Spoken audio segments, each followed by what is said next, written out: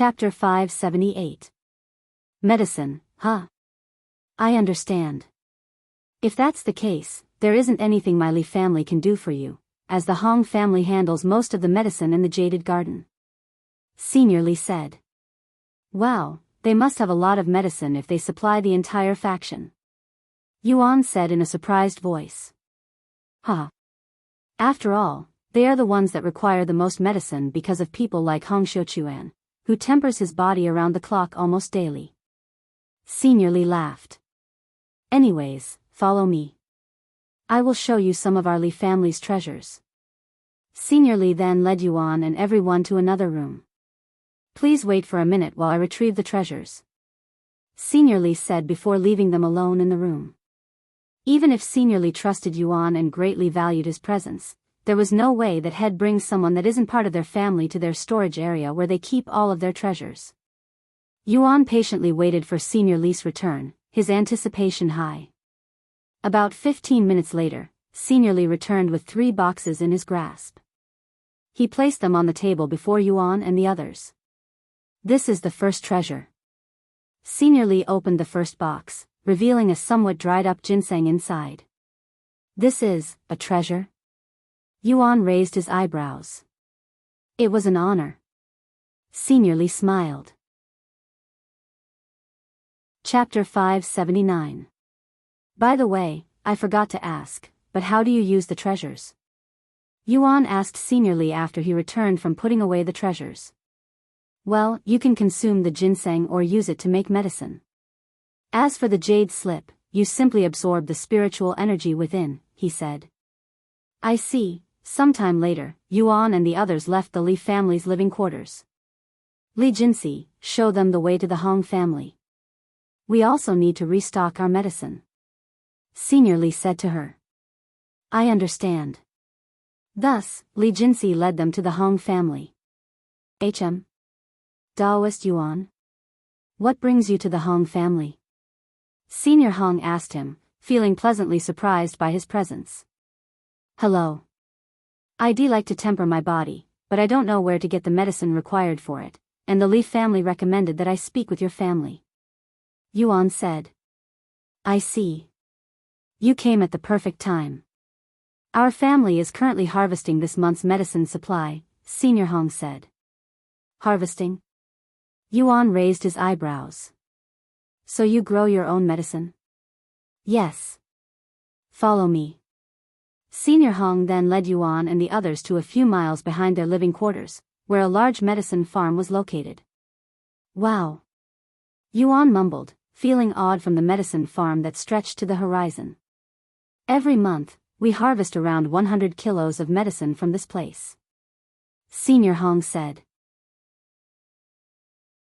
Chapter 580. After resting for a bit inside the immortal caves, Yuan and the others went to get dinner. Once dinner was finished, Yuan went to take a bath, and he decided to try tempering his body with the medicine he'd received from the Hong family. However, during his tempering, someone opened the door and entered the bathroom.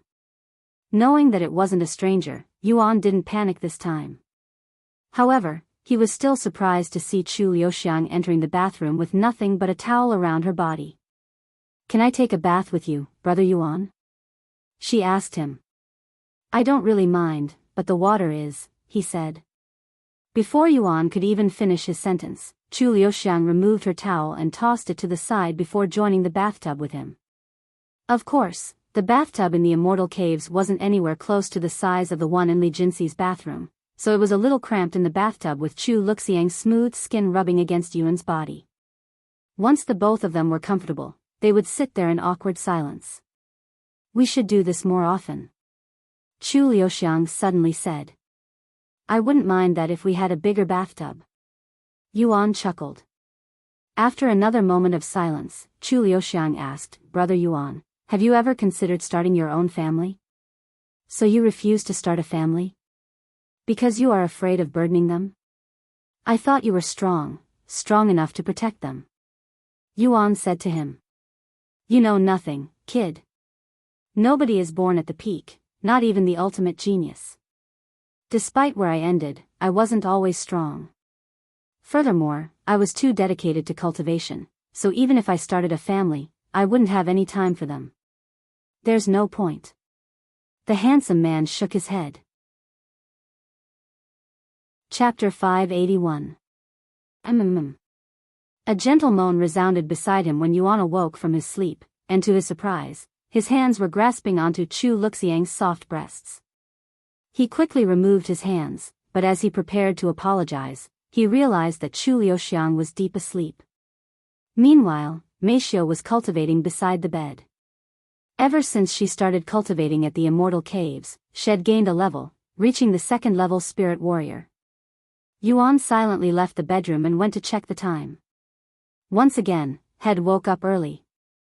He then went to the bathroom to wash his face before making his way outside, returning to the spot Head met Azure. And to his surprise, there was a figure sitting on the boulder with a zither resting beside her, and she was in the middle of cultivation. Yuan didn't want to bother her and sat down a few meters away from her, silently admiring Azure's elegant appearance. "You're here early." Azure suddenly spoke a few minutes later, surprising Yuan. "I woke up early again," he said. "What a coincidence. I also woke up earlier than usual today. Maybe it's because I have been eager to play the zither with you," she chuckled gracefully.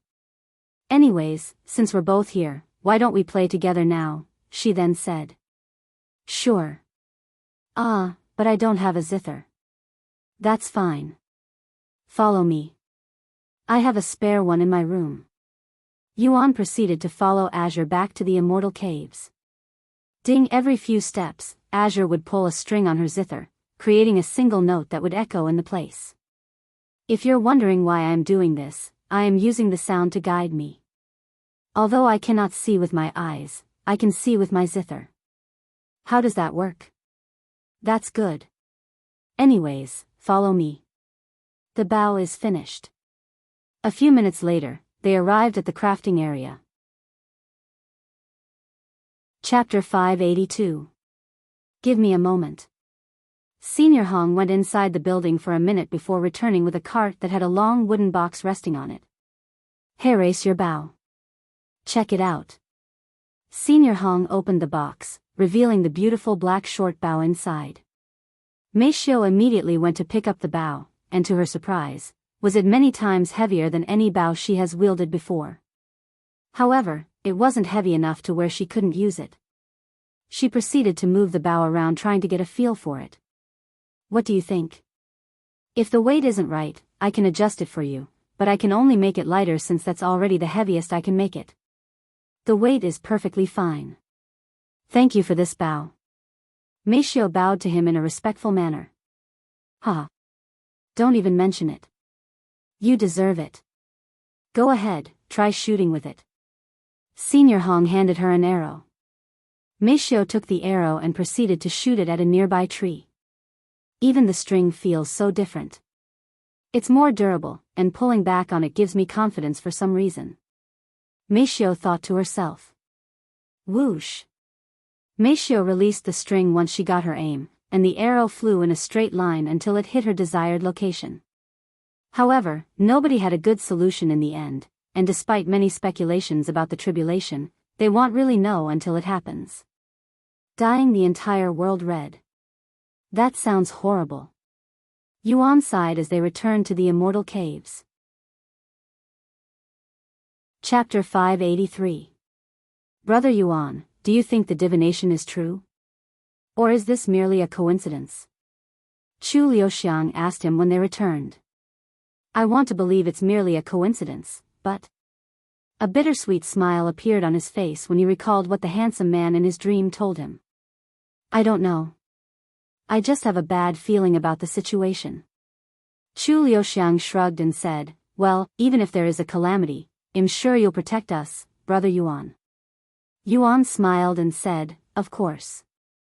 That is my number one priority.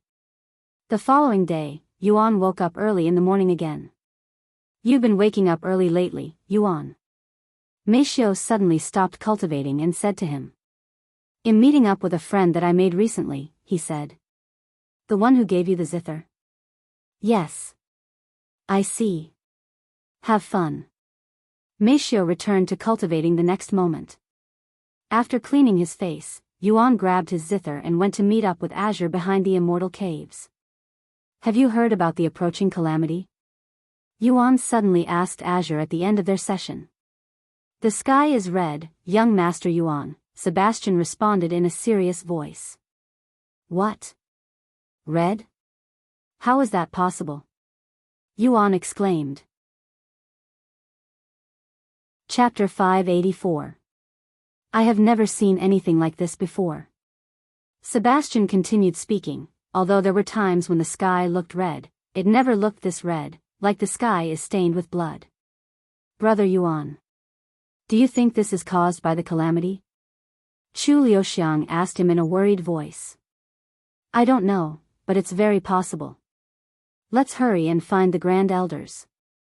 Yuan suggested. Thus, they began running to the Wang family's living quarters since they were the closest to the immortal caves. On their way there, they passed through many disciples, and all of them were staring at the sky with dazed looks on their faces. Heavens!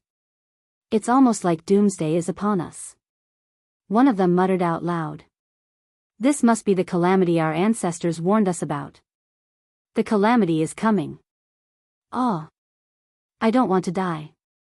At least wait until I find a cute girlfriend. Everyone in the jaded garden appeared to be panicking, but nobody blamed them. In fact, it was a chaotic scene everywhere around the world at this moment. Right as Yuan and the others arrived at the Wang family, they noticed Senior Wang and the Wang siblings leaving the gates. Senior Wang. Yuan called out to her. Daoist Yuan. Perfect timing. Come with me. Senior Wang said to him. How should I respond to her confession? Yuan sat there and silently pondered to himself until sunrise. And just as he prepared to return to the immortal caves, another earthquake appeared, and it would last a tad bit longer than the last one, not to mention a little stronger as well. Chapter 585. Another earthquake? Yuan quickly returned to the immortal caves. Is the sky red again? Yuan asked them when he returned. No, the sky hasn't changed this time, Meishio said after looking outside. Is that so? Yuan decided to stay at the immortal caves with Meishio and the others just in case something were to happen, but sometime in the afternoon, Wang Ming showed up at their immortal caves. Wang Ming? What happened? Yuan, come with me. We have discovered something new, he said. Really? Let's go.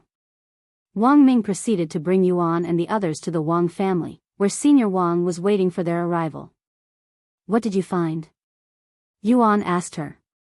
You probably don't know this since we never mentioned it, but we built this place close to our ancestors' tomb, and according to the people who maintain that place, the spiritual energy there has become chaotic and even somewhat menacing. Perhaps there is a clue in that place about the approaching calamity. Senior Wang said. And she continued, I will be heading there now with the other Grand Elders. Do you want to come with us? Of course. Yuan immediately nodded. Great. Follow me. Nope. I don't see anything different either. Everything looks normal to me. They all expressed the same thoughts. Chapter 586. Brother Yuan, how is your body feeling? Is it still heating up? Chu Liuxiang asked him. He nodded and said, yes, it's still heating up, but it doesn't hurt, so it's nothing to be worried about. If you ask me, I think your body is reacting to something within this tomb. Maybe you actually belong to one of the 6 spiritual families, and your body is telling you so. Chu Liuxiang chuckled as she joked. I belong to one of the 6 spiritual families? Yuan raised his eyebrows. As ridiculous as that sounded, it wasn't completely impossible. As an orphan, his real background could be anything, and that includes one of the 6 spiritual families. However, they won't really know for certain until there is solid proof. Anyways, jokes aside, look at these weapons. Many of them are treasures. Chu Liuxiang said as she approached the weapon display cases. They give off the same aura as spirit-grade weapons in. Yuan mumbled. While Yuan and the others looked at the weapons, the Grand Elders scattered around the tomb to make sure there wasn't anything out of the ordinary. About half an hour later, they all gathered again. Anything? Nope. Nothing. Yuan then asked, "Is this the only room in the tomb?" Chapter 587. It's a demon. Impossible. Why is there a demon in this place? Yuan was shocked to the core when he saw the demon statue. Although he has only seen a couple of them, their unique features were more than enough for Yuan to immediately recognize them at glance. Wait. Calm down. I am overthinking things. There is no way demons really exist in this world, right? That is only a stone statue, nothing more. Yuan began trying to convince himself that the stone statue was merely just that and not a real demon that had been sealed, even though it looked ridiculously realistic. However, that didn't explain why his body was burning when looking at the demon statue, as his body was clearly reacting to it. "Brother Yuan, what do you see?" Chu Liuxiang asked him when he remained silent for too long. Sorry, but I think I overreacted to that statue over there." Yuan pointed at the demon statue that was surrounded by the 6 golden coffins. The stone statue? Everybody there turned to look at the statue. Since it was sort of dark there, they didn't notice the horns and other features immediately. When they eventually noticed these unique features, their eyes widened with shock. What the? Why is there such a thing in the founder's tomb? Senior Wang then said, "Let's look around to see if there are any clues for now. I'm sure the founders placed this demon in this place for a reason. Hell, they might have even left behind the method to deal with the demon. We can figure out the other things later." Chapter 588. Yuan and the other began looking around the room, but there really wasn't much there to look at besides the sealed demon and the 6 golden coffins. After a few minutes of looking around, the Grand Elders gathered. "Besides the founder's coffin, there isn't anything else for us to look at," Senior Hong said. "But to disturb the founder's peace, if we don't do it, that demon will kill everyone once it breaks out of the seal. I'm sure they'll understand." "You got a point," the Grand Elders then bowed to the golden coffins. "We deeply apologize for disturbing your peace, founders." After apologizing to their founders, the Grand Elders went to their family's coffin. Each of the coffins had one of the 6 spiritual family surnames engraved into it, so the Grand Elders knew which one belonged to their family. Once they were prepared, they opened the coffin to take a look inside. However, to their surprise, all of the coffins were empty. There was nothing, not even signs of a body having ever existed inside these coffins, almost like it was empty since the beginning. "Why are these coffins here if they're empty?" Senior Wang muttered out loud everyone's question. "If our founders are not in here, where are their bodies?" Senior Hong asked afterward. "Let's look around again to make sure that there aren't any hidden passages." Thus, the Grand Elders began a round of inspection. "This is exactly what I want. Flesh and blood, I want to feast." The demon roared as it sped up the narrow staircase, quickly chasing after Yuan and the others. Chapter 589. What was that sound just now? It sounded like an explosion. Fuck. I really hope the demon didn't just break out of its seal. The Grand Elders panicked as they ran upstairs. Meanwhile, Yuan tried his best to learn the demon's sealing strike even as they moved, as that was essentially his only chance of winning against a demon at his current strength. Eventually, they reached the surface and returned to the main tomb. "Seniors, I am going to borrow some of the weapons in here," Yuan said to them, and without waiting for a response, he retrieved a great sword that resembled the Empyrean Overlord in size from its display case along with a couple of daggers. "Weapons?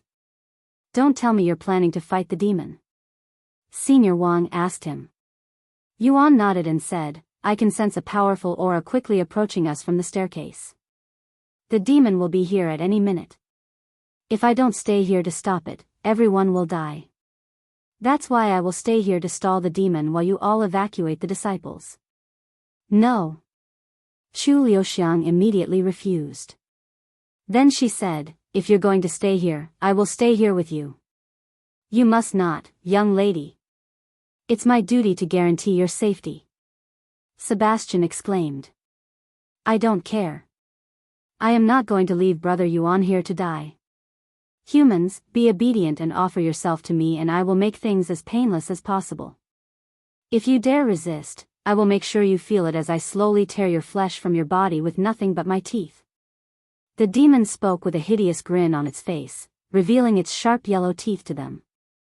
In response to the demon's words, Yuan tightened his grip on the sword, and without waiting for the Grand Elders, he rushed at the demon.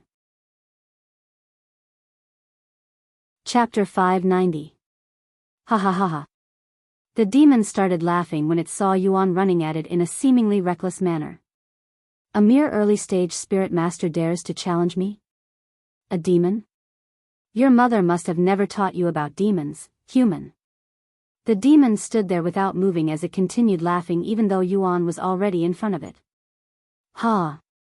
Yuan swung his sword with all of his might, tearing the demon's body in half. Oh. You're a little more powerful than you appear. No wonder why you dared to challenge me. The demon remained calm even after getting split in half. However, that won't be enough to stop me from ripping your flesh and chewing your bones. The demon completely regenerated its body before it even finished its sentence. He wasn't exaggerating about their regeneration abilities. How are we supposed to defeat a monster like that? The Grand Elders lost all will to fight when they witnessed firsthand the demon's heaven-defying regenerating abilities, and they could only stand there in shock as they watched Yuan fight with the demon. Of course, the demon wasn't taking Yuan seriously, as it was still filled with exhilaration from breaking free from the seal, so it wanted to play around with its food before eating them as a way of celebrating its freedom. However, even as he was fighting the demon, Yuan didn't stop trying to comprehend the demon's sealing strike inside his head. The demon eventually got tired of just taking Yuan's attacks and retaliated with its own attack. Bloody claws. The demon used its blood to turn its fingers into a long and sharp weapon before swinging them at Yuan. Flying daggers. Taoist Yuan, you can go ahead of us. Yuan nodded and immediately used his movement technique while pouring all of his spiritual energy into it, reaching a speed that he didn't know was possible before. Chapter 591. After leaving the ancestor's tomb, Senior Wang and the others rushed back to the Jaded Garden to warn all of the disciples about the demon. Of course, the disciples were in disbelief at first, but they eventually snapped out of their daze and started making their way to the evacuation site, where a private airport and dozens of large airplanes had been prepared just in case they ever needed to do a mass evacuation. Leave everything behind. The demon is being stalled by Taoist Yuan and the Grand Elders.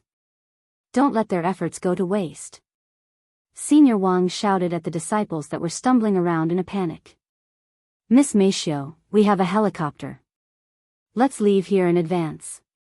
Sebastian said to her, who was still carrying Chu Liuxiang even though had offered to carry Chu Liuxiang for her.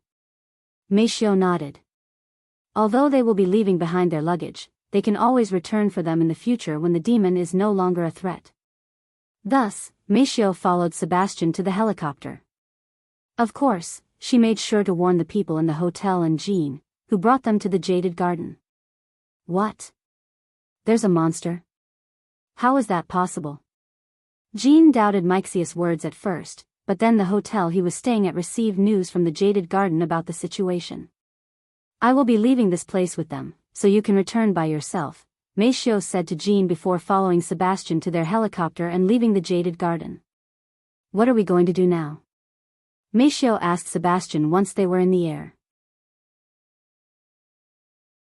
Chapter 592. Oh. What a pleasant surprise. Looks like I no longer have to waste time looking for you. I will make you pay for that embarrassment before. The demon licked its hand that was covered in Azure's blood when it noticed Yuan standing a few meters away from it.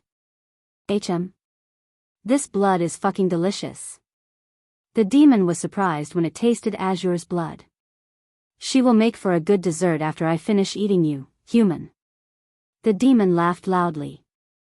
However, there was no response from Yuan, who silently stood there in a daze, almost like head turned into a stone statue. 2 streams of tears began flowing down his face a moment later when he realized the situation.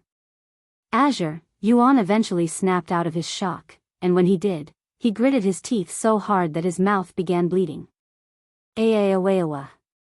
Yuan released a beastly roar that shook the trees around them before rushing at the demon without any movement techniques. He was simply rushing at the demon in a reckless manner. In fact, he wasn't even thinking at all, as his mind was filled with anger and desperation. Shah! The demon slashed its claw-like hands at Yuan, and because of its recent feast, its power had grown much more than previously, sending Yuan flying many meters into the distance. Cough! Yuan coughed out a mouthful of blood afterward, but he immediately stood up before rushing at the demon once again. The demon quickly noticed Yuan's sudden change in behavior, and it turned to look at Azure's body on the ground. Oh. Did you know her? Perhaps she was your lover? What a pity. If I had known that earlier, I would have kept her alive so that I could torture her before you. The demon sighed in a regretful manner. Chapter 593. Snack on Demon Cores. I am possible. You can't be. The demon quickly realized Yuan's identity, but it didn't dare to actually believe it. After all, there is only one person in this universe who can consume demon cores, and that individual is the founder of the demon sealing clan, Divine Paragon. The Divine Paragon is the bane of all demons. No matter how powerful a demon is, they will remain as mere ants before the Divine Paragon, who can kill demons as simple as breathing. Why you cannot be the Divine Paragon? What are you doing here? Why do you look like that? Why are you showing your true identity now? The demon questioned him. Whether I am real or not. Why don't we put that to the test? Yuan spoke in a calm voice as he slowly approached the demon. Furthermore, Yuan had activated the golden aura once again, but it was much clearer than previously, and he had complete control over it. The demon took a step back every time Yuan took a step forward, but it didn't dare to turn around and run, as it was afraid that if it turned its back to Yuan, it would die without realizing what had happened. However, after walking a dozen steps, the demon suddenly felt something against its back, preventing it from walking back any further. The demon subconsciously turned around to see what was blocking it, as it was certain that there wasn't anything in that direction, and sure enough, when it looked, there was plenty of empty space behind it. However, for some reason, it was unable to move any further, almost like there was an invisible wall there. Where do you think you're going? Yuan suddenly spoke to it. The demon immediately turned to look at Yuan, who had a malicious grin on his face. And he continued, I will crush you 10 times for every human you killed. If you don't tell me, I will torture you until I feel like stopping. The demon stared at Yuan with a terrified gaze. You, monster. It muttered in a powerless voice. Chapter 594. Hurry up and tell me how many humans you killed today. I'm not a very patient person. Yuan spoke before crushing the demon into meat paste again. Once it regenerated, the demon muttered in a trembling voice, I don't remember. You don't remember? Maybe this will jog your memories. Splat. The demon slammed into the ground, instantly turning into a pool of blood. Do you remember now? Yuan asked it again after it regenerated. However, before it could even speak, Yuan interrupted it by flattening it again. Aha! Splat! Aawa! Splat! After flattening the demon a dozen times, Yuan finally stopped flattening it to let it speak. Do you remember now? I remember. I remember. Please. I remember everything. The demon quickly responded this time, as it feared that Yuan would flatten it again before it could even speak. Speak. I killed. When the demon heard Yuan's words and realized that it wasn't dreaming, it literally lost its mind from shock and terror, and it also finally understood why even the strongest demons would run away in fear when they hear the name Divine Paragon. Chapter 595.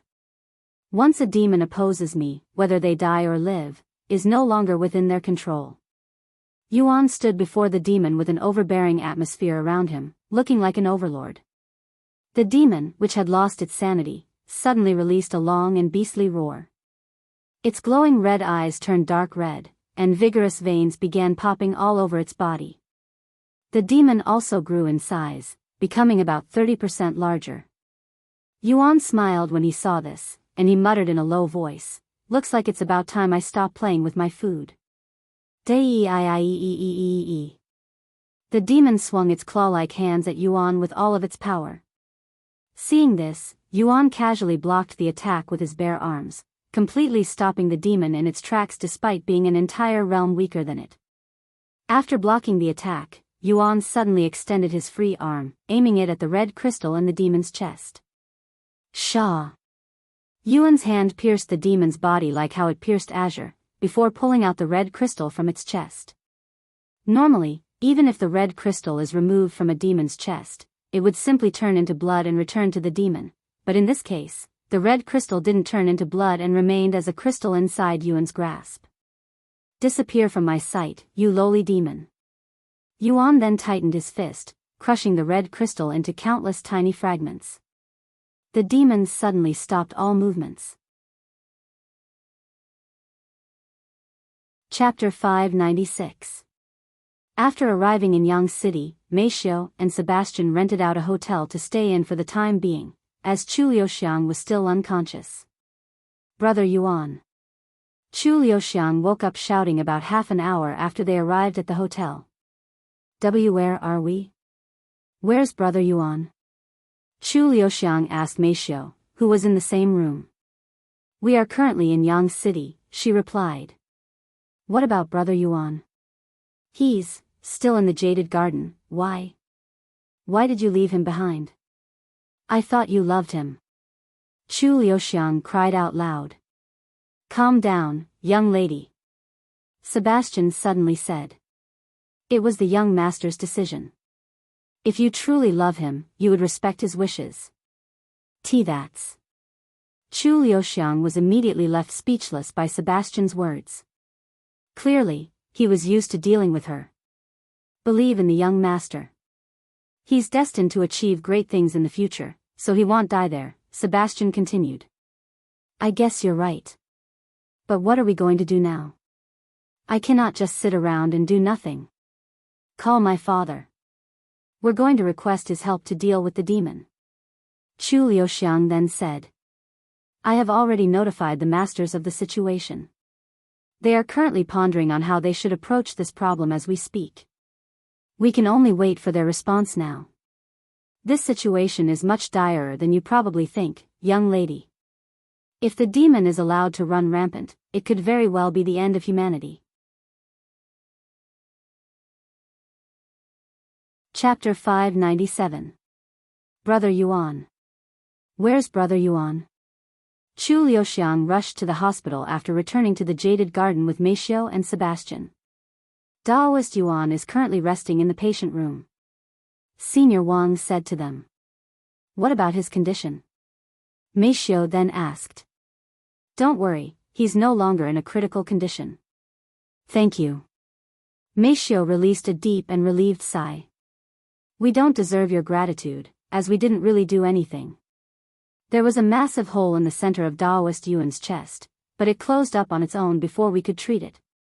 However, he's still in a coma, and we don't know when he'll wake up. Senior Wang then led them to the room that Yuan was resting in.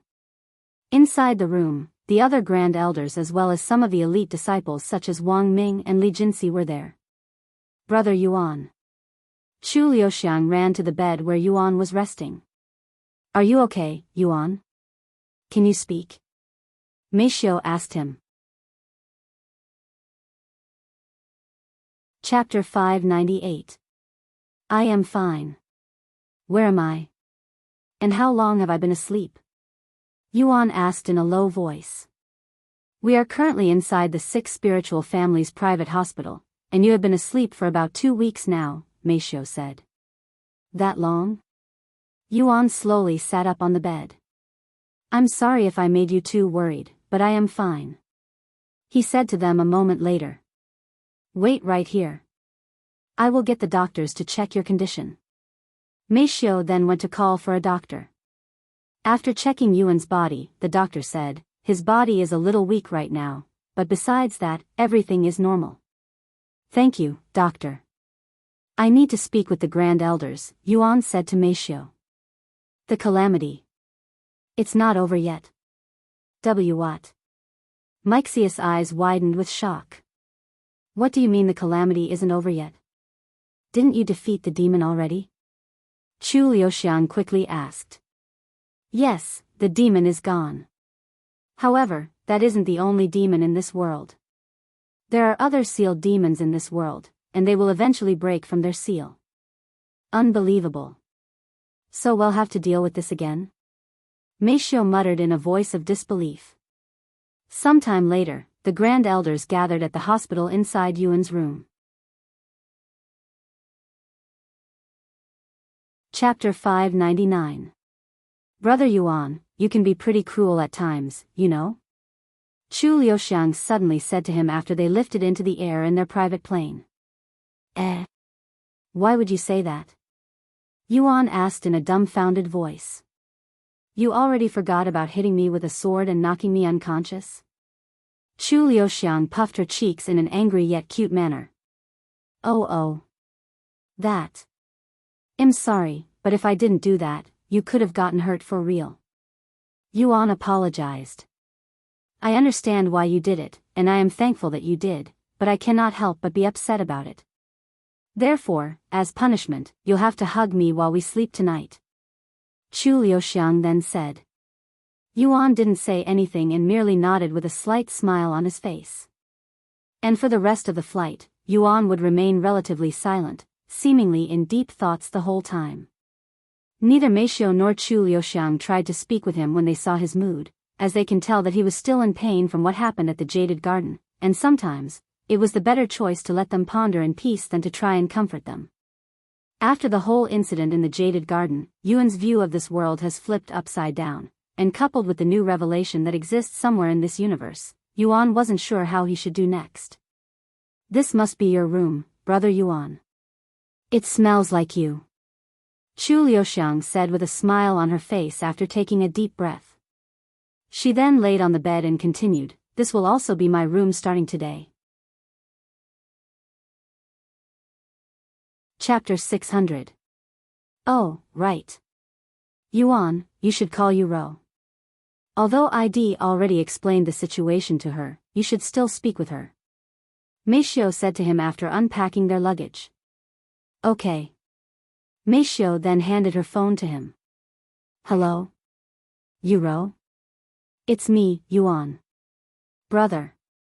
Are you okay? Yes, I am fine. I'm sorry that I couldn't be there for you. I would actually prefer it if you weren't here. I don't want you to be in such a dangerous situation. Yuan said. After talking for a few minutes, Yuro asked, what are you going to do now that you're back home? I am going to create my own faction and focus on. You're going to create your own faction? When? As soon as we can, I guess. Why did you wait so long to make your faction, brother? If you'd told me earlier, I would have joined you. I am too invested in my faction to leave now, sorry. Yuan had nothing else to say. Well. Make sure you visit me soon. The Cultivators Association? I didn't think we would go back there so soon. Yuan sighed. Chapter 601. Yuan, I have been wondering this ever since I learned that you were blind. But how do you see where you're going? You can move and even fight better than most people who can see. I almost didn't believe it when I first heard it. Wang Ming said to him as they walked down the street as one big group. Although I am blind, I am not actually blind. I can see using divine sense. Yuan said, and he began explaining to them about divine sense. The Grand Elders are spirit masters as well, but they cannot use divine sense. Wang Bingbing shook her head. By the way, what's the faction going to be called? Shi Lang then asked. Demon Sealing Faction, Yuan calmly responded. Demon sealing. They all looked at him with wide eyes. Does this mean, yes, our purpose is to deal with the demons that will eventually break out of their seal? Of course, I don't actually expect any of you to fight the demons. I can handle them alone, but if you wish to learn how to seal demons, I can teach you. Really? You'll teach us how to defeat demons? Wang Ming exclaimed in an excited voice. After what happened at the Jaded Garden, he wished that he had the ability to fight demons. If that's what you want. Yuan nodded. Sometime later, they arrived at the Cultivators Association that was as busy as ever with cultivators mostly at the Spirit Apprentice level walking around. Yuan took a deep breath, clearing the bad memories he had in this place, before walking inside with the others. Once all of their names were in the system, Chairman Li created their faction. Normally, a newly registered faction would need to be vetted first before they are approved, but with Chairman Li's position within the Cultivators Association, they easily skipped all of those steps and instantly got approved as an official faction. Congratulations, your faction Demon Sealing faction has been created. If you ever need anything or have any questions, you are free to contact me at any time and I will do my best to help you. Chairman Li said to them afterward.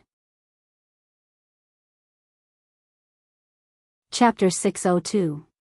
Does this mean we are done here? Yuan asked after their faction was created. Not completely.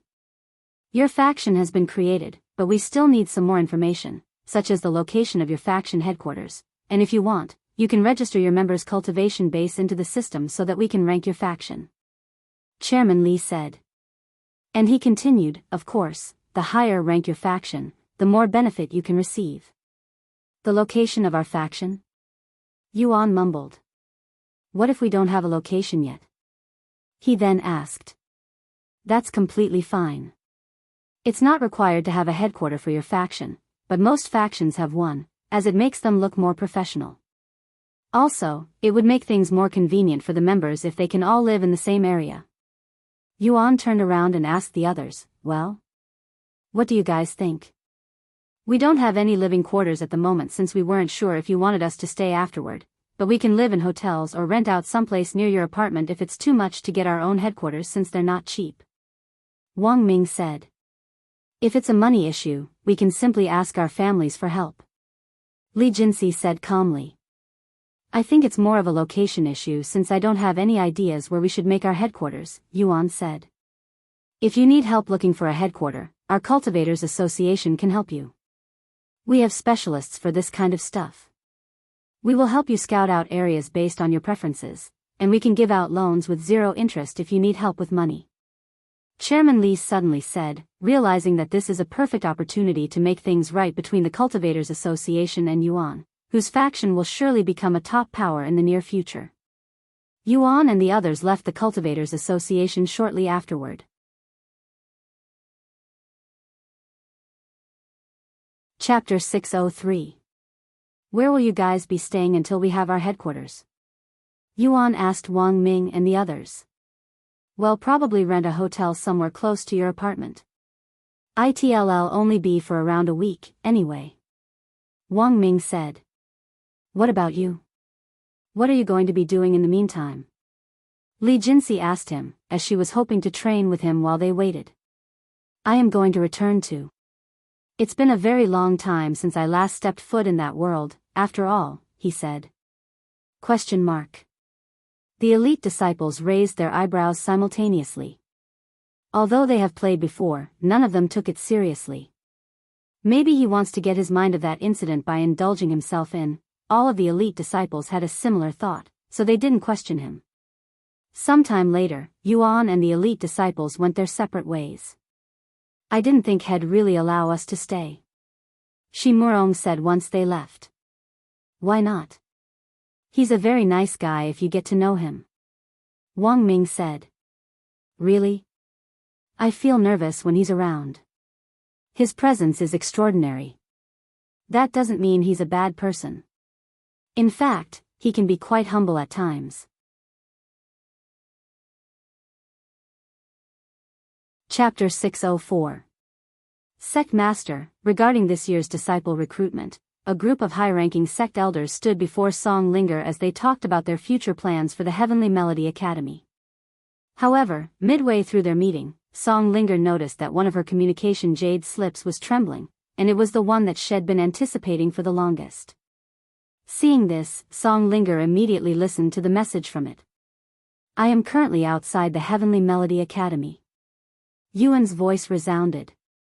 He's finally here. Song Linger stood up and shouted in an excited voice. This startled the sect elders, and they all proceeded to stare at her with puzzled looks. The meeting will end early today. We'll continue this at another date. Song Linger said to them before leaving the scene in a hurry without explaining to them the situation. The sect elders could only speculate that something serious must have happened to cause her to leave with such urgency. Little did they know that she was only going to greet a young man at the entrance of their sect. Once Song Linger left the meeting, she quickly sent Yuan a message stating that she will be there shortly. Meanwhile, outside the Heavenly Melody Academy, the disciples guarding the gate said to Yuan, who had been standing outside their sect for a while now, "Excuse me, but you cannot linger outside the sect, so you'll have to leave. I am waiting for your sect master, who should be arriving here now." Yuan said to them in a calm voice. "Since you're here, does it mean you'll be challenging the stairway to heaven soon?" Song Linger asked him as they walked around the sect. "Yes. I wanted to explore the lower heavens a little more before, but alas. Looks like I will have to postpone that plan for the future."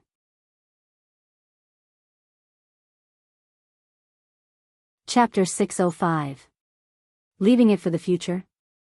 You know it's going to be very difficult for you to return once you ascend, right? Especially the higher you go, the more resources it'll require for you to come back to the lower heavens, Song Linger said to him. "I know, but it's not impossible." Song Linger stared at him in silence for a moment before speaking. "Did something happen? There's something different about you." "Huh? How can you tell?" "A woman's intuition, I guess," she casually shrugged. Yuan then sighed. "Something did happen, but it's all in the past now, and dwelling on it won't do me any good. While it's definitely not worth dwelling on some things, some definitely are worth it, as it could be what pushes you further past your limit. If you want to talk to me about it, I am all ears." Yuan pondered for a moment before asking, "Senior Song, do you know anyone close to you that have passed away?" "Sorry if it's a sensitive question." Song Linger looked at him with raised eyebrows. "Death? This is the cultivation world, where death is probably one of if not the most common thing regardless of which realm you're in. I don't think there is anyone around my age that hasn't experienced the death of a friend or a loved one. In fact, I have lost many friends to magical beasts and even more to other cultivators. I thought it was something more serious, but I guess this is your first time experiencing something like this, which is pretty normal."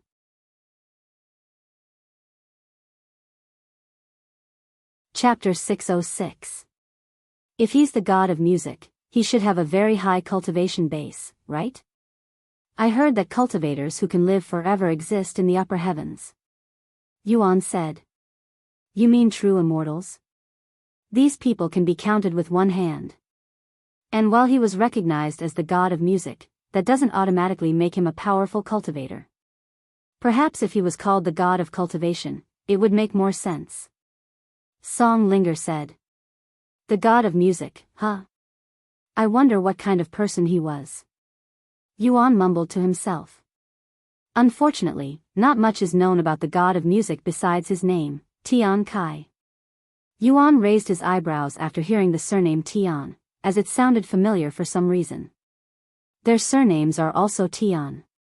Yuan thought to himself. After a moment of silence, Yuan asked Song Linger, "Do you mind if I play a song here? Right now?" Song Linger raised her eyebrows. "Yes, I want to pay my respects to both of them the same way the Zither goddess paid respect to the god of music." "Go ahead." Yuan then retrieved the soul-ensnaring zither before taking a seat right before the two statues. After taking a deep breath, he began playing Zither goddess ethereal arts. Ding, for most cultivators, yes, that is the case, but I am content with my current standing. I am the sect master of the Heavenly Melody Academy. If I leave the lower heavens, I will have to start climbing from the bottom again. Furthermore, I don't have anybody who can replace my position as sect master. If I leave now, the Heavenly Melody Academy will suffer. Song Linger explained. Chapter 607. Maybe in the future when I have someone who is capable of replacing me as sect master, I will challenge the stairway to heaven again. Anyways, for the stairway to heaven, when I challenged it, I had to do 4 trials. For the first trial, I had to fight a stampede of magical beasts that was 2 levels above my cultivation. For the second trial, I had to traverse 1,000 miles while being burdened by a powerful pressure and magical beasts. For the third trial, I had to confront my heart demon. And for the final trial, I had to fight another magical beast, but this time, it was 5 whole levels above my cultivation. Although the trials are random for everyone, many people have received the same trial before, so there's a good chance that you'll experience some of the same trials I went through. I see. This information will definitely be helpful to me. Thank you, Senior Song. If there's anything I can do in return, don't hesitate to ask. Yuan said to her. I do have one request for you. Can you do a performance before the disciples for me? I want to broaden their views. Most of them think I am the #1 zither expert under heaven, but that is far from the truth, as there are plenty more skillful zither experts in the upper heavens. Okay. I don't mind if it's just a performance. When do you want me to do it? I will need some time to prepare for it. Can you give me 3 days? You can even stay here as an esteemed guest if you'd like. A performance? By whom? An expert that's even better than me, she casually responded, leaving them speechless.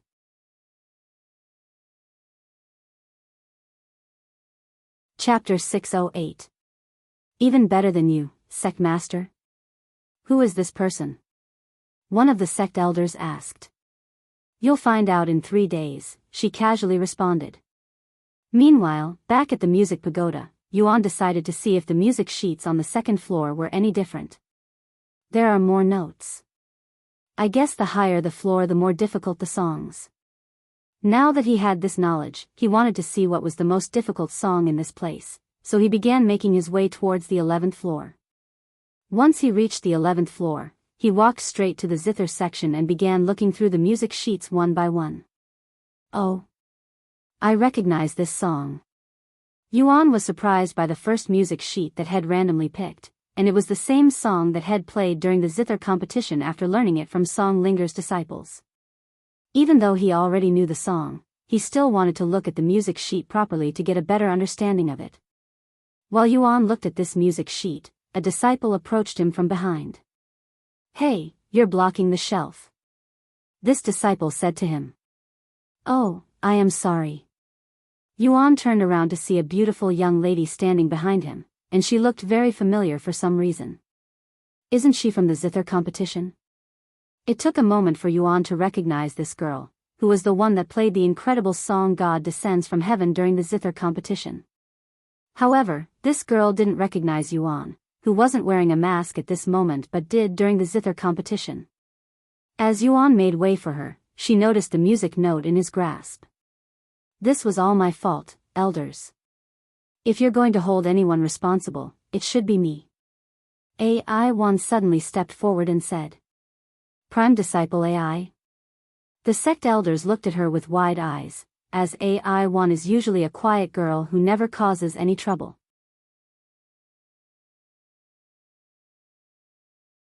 Chapter 609. WL. Since Prime Disciple AI says so. Well, forget about this incident. However, make sure it doesn't happen again, or the sect master will be very upset with you. The sect elder said to her. Because AI-1 was Song Linger's disciple, the other sect elders didn't dare to punish her, as they believed that they would be overstepping their boundaries as a sect elder to discipline the sect master's disciple. Thank you, sect elders. This will not happen again.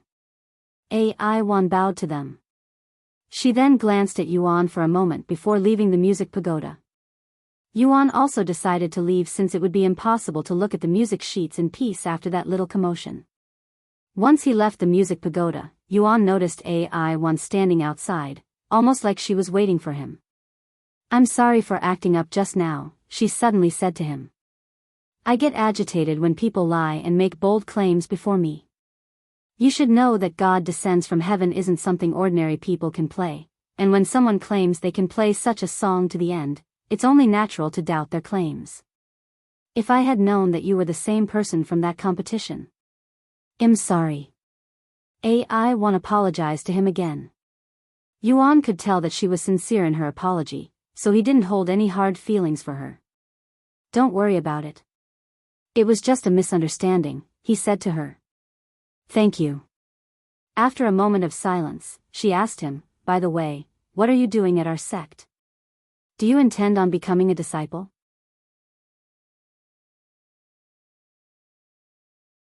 Chapter 610.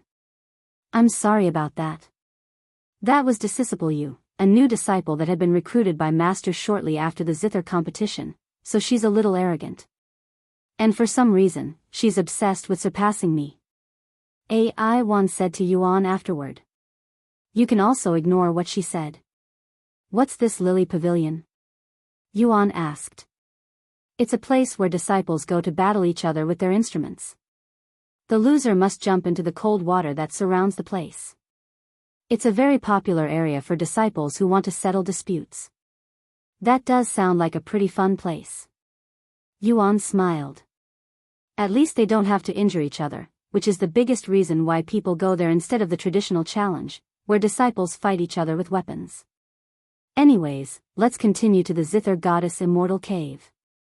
About half an hour later, they arrive at this secluded area where many immortal caves existed, and it sort of reminded Yuan of the immortal caves at the Jaded Garden but at a much larger scale. Which one belongs to the Zither Goddess? Yuan asked as he looked around. Do you see that one with a closed entrance in the middle? That's the one. AI-1 pointed at the immortal cave that had a couple of people standing outside of it. What are they doing? Yuan asked when he saw the scene.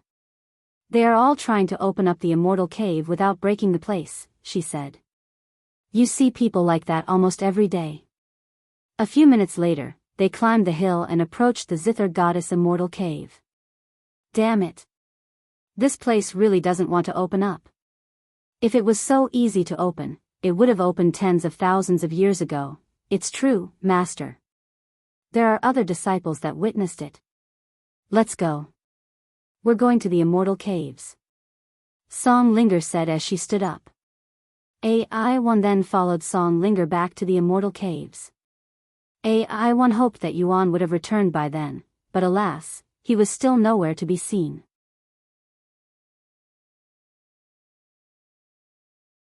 Chapter 611. After arriving at the immortal caves, Song Linger asked the disciples there for their story. That person touched the immortal cave and disappeared the next second. It was so sudden. He hasn't returned since then. Song Linger frowned at the situation, and she began looking around the Zither Goddess Immortal Cave, even touching the exact same spot that Yuan had touched, but nothing happened. Oh, I forgot to mention this, but he played a song with the soul ensnaring zither before touching the immortal cave. AI-1 suddenly said. Why didn't you tell me this first? Song Linger sighed. Do you know what kind of song he played? No, I have never heard of such a song before. Can you replicate it? Song Linger then asked. AI-1 didn't immediately respond.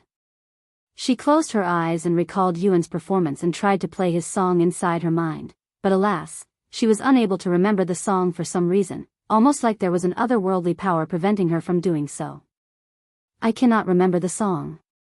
AI-1 sighed after trying. What? You should be able to memorize a song after hearing it once. Was the song he played really that difficult? Song Linger looked at AI-1 with a surprised face. Not difficult, it was complex, almost like it was a technique as well as a song. That's the best I can describe it. AI-1 said. If it were not for his superior strength that allowed him to move in the water without knowing how to swim, he would have never gotten out of the pond and would have drowned to death sooner or later.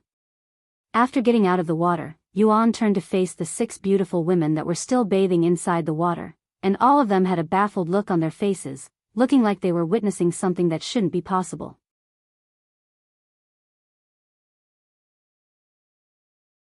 Chapter 6:12. Hello. Sorry for interrupting you all, but can you tell me where we are right now? Yuan asked them in a somewhat dazed voice, as these women were truly breathtakingly beautiful. However, these beautiful fairies remained silent as they continued to glare at him. At first, they were dazed, then they slowly began to realize their situation.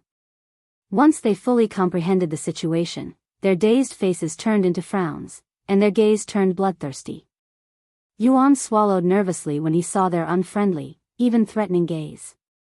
Unfortunately, before he could speak, one of them shouted, "It's a man. A man has defiled our paradise. Get him." Hearing their words, Yuan subconsciously turned around and began running for some reason. Although he regretted this decision at first, he would quickly realize that it was actually the right choice. He's running. Chase after him. The 6 beauties immediately jumped out of the water, revealing their completely naked bodies, but Yuan was too occupied with running to care.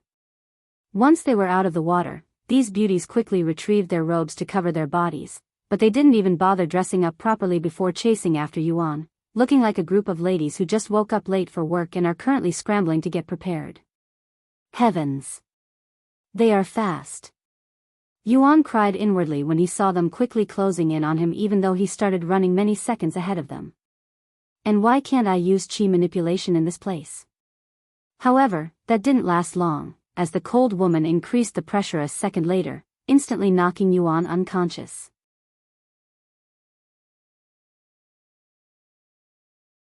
Chapter 6:13. After knocking Yuan unconscious, the cold woman turned to look at the other 6 beauties and said, 6 spirit kings cannot handle a mere spirit grandmaster, a little boy? You should all be ashamed of yourselves. The 6 beauties lowered their heads in a shameful manner, their faces flushed with redness. We're sorry for being useless, Elder Shui. Quickly return to the sect and tell me everything that occurred just now. The cold woman called Elder Shui used her spiritual energy to pick up Yuan before flying away, disappearing into the distance in just a few moments. The 6 beauties quickly followed Elder Shui's words and returned to the sect that was 100 miles away from their location. When Elder Shui returned to the sect first, she handed the still unconscious Yuan to one of the disciples there and said to her, "Lock him up and interrogate him for his identity when he wakes up." Yes, Elder Shui. After Yuan was carried away, Elder Shui returned to her living quarters to wait for the 6 beauties to return. Once they finally arrived, she said to them, "Tell me everything." The 6 beauties that were standing beside each other began explaining the situation to Elder Shui. We went to the bamboo pond to wash ourselves, but shortly after we entered the water, we heard someone screaming, and it sounded like a man's voice. Once we realized where the sound was coming from, we all looked up, and to our surprise, a person was falling from the sky. After a long moment of silence, Elder Shui turned to look at Yuan with a complicated expression on her face. "I will be back later. Don't touch him or this spatial ring until I return," Elder Shui said to the disciple before disappearing from the place without even touching the spatial ring once, leaving her speechless.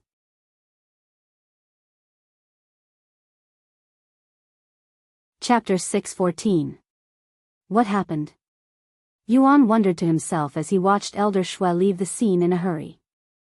The disciple was also dumbfounded by the turn of events, and she turned to look at Yuan with a profound expression on her face. Just who is this guy? She wondered to herself. Meanwhile, after leaving the prison area, Elder Shui went to summon other sect elders.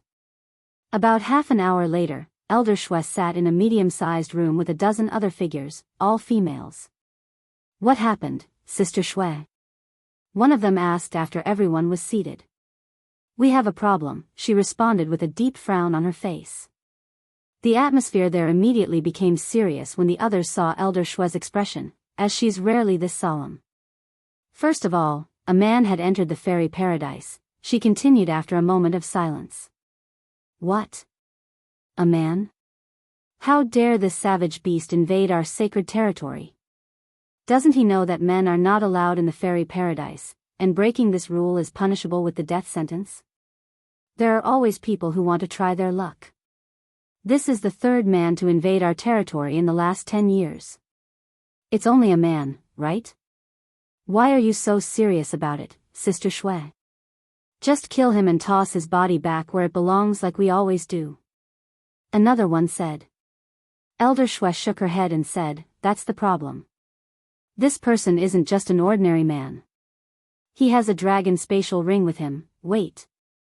What? A dragon spatial ring?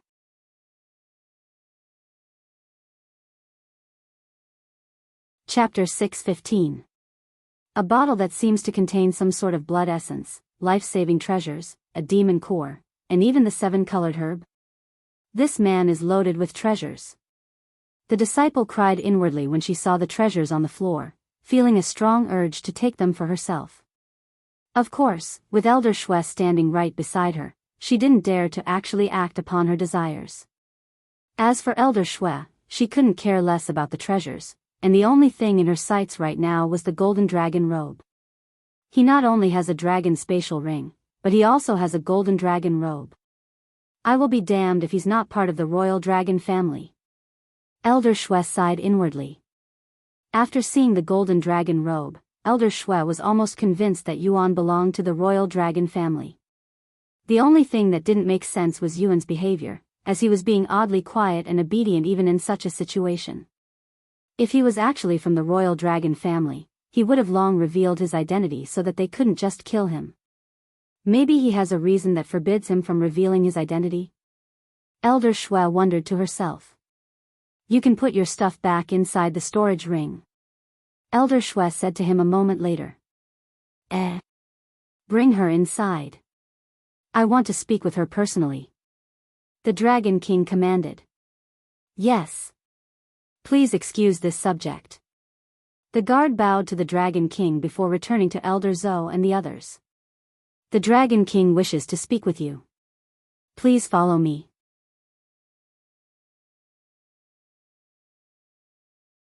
Chapter 6:16. Welcome, Elder Zhou, to my royal estate. You claim that someone from my royal family had entered the fairy paradise, is that correct? The Dragon King asked Elder Zhou when she arrived before him. And before you answer my question, you should know that I don't respond to false claims nicely.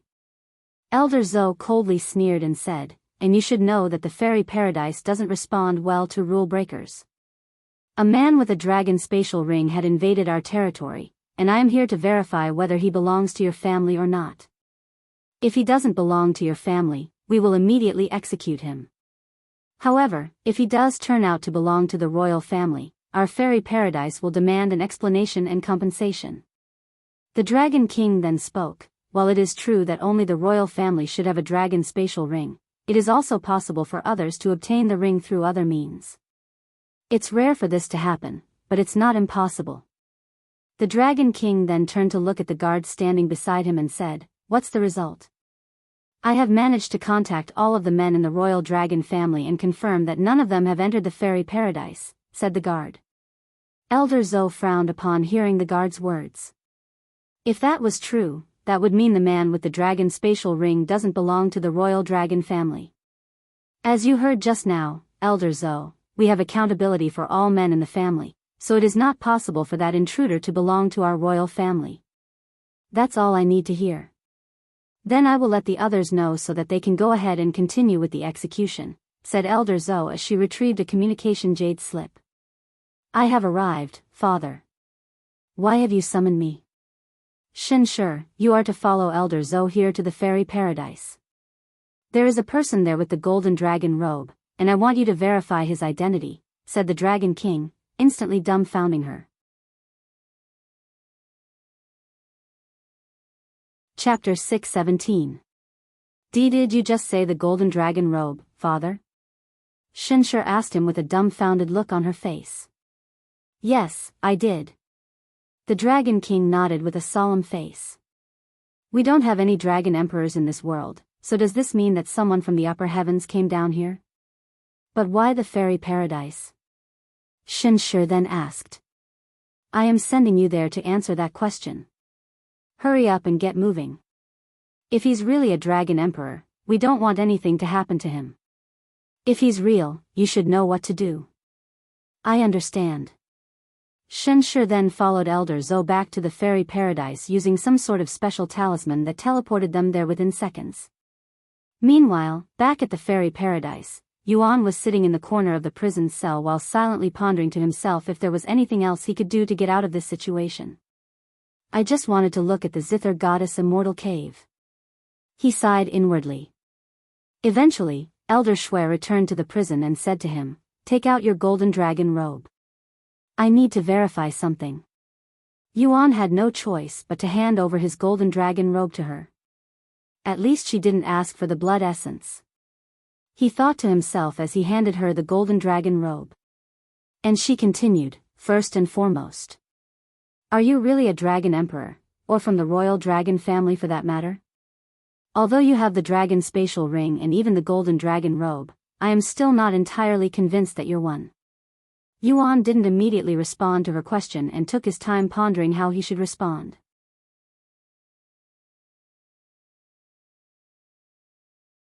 Chapter 618. Should I tell her the truth? But if they learn that I am not from the royal family? No, I should pretend to be a dragon emperor for my own safety. After pondering for a moment, Yuan has decided to act as though he was from the royal dragon family, as he would be killed if he wasn't. That's right, I am indeed from the royal dragon family, he said to Xianxia in a calm voice. Of course, Xianxia wasn't completely convinced by his words, as there are several questionable points about his claims. First, why has he kept his identity a secret until now? If Head revealed his identity earlier, he wouldn't have been treated so roughly. Secondly, he didn't have concrete proof that he was from a royal family, and they won't be able to verify his identity until they bring him back to their family, where the tools to verify his identity is available. The dragon spatial ring and the golden dragon robe may convince a lot of people, but it won't fool the real royal family. Can you prove it? Xianxia suddenly asked him, still with a smile on her face. And she continued, Don't misunderstand my intentions, Senior Yuan, but I have never seen a dragon emperor before, and I want to know for sure so that you can receive my family's full support. I don't blame you for being skeptical. Alright, I will prove it. Yuan said to her before closing his eyes. After a moment of silence, he opened his eyes and activated Dragon Gaze, causing his eyes to glow golden and emit an intimidating aura. Now that I think about it, the dragons at the ancient dragon city didn't show their horns. I wonder if there's a specific reason. Yuan wondered to himself.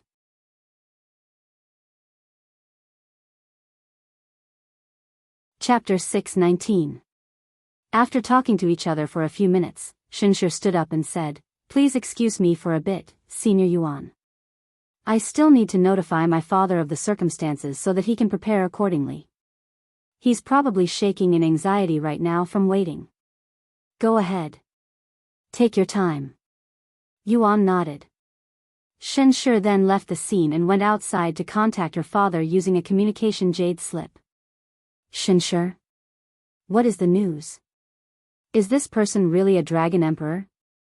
Her father immediately began questioning her in an anxious manner. Calm down, father. You'll need all of your breath for this. Xianxia said to him. And she continued, It's true, this person is the real deal, a real dragon emperor. The Dragon King stared at the communication jade slip with a look of disbelief on his face. A real dragon emperor? If this is true, they must protect him at all cost. Tell me everything. The Dragon King said. Yes. Xianxia proceeded to explain everything she heard from Yuan to her father.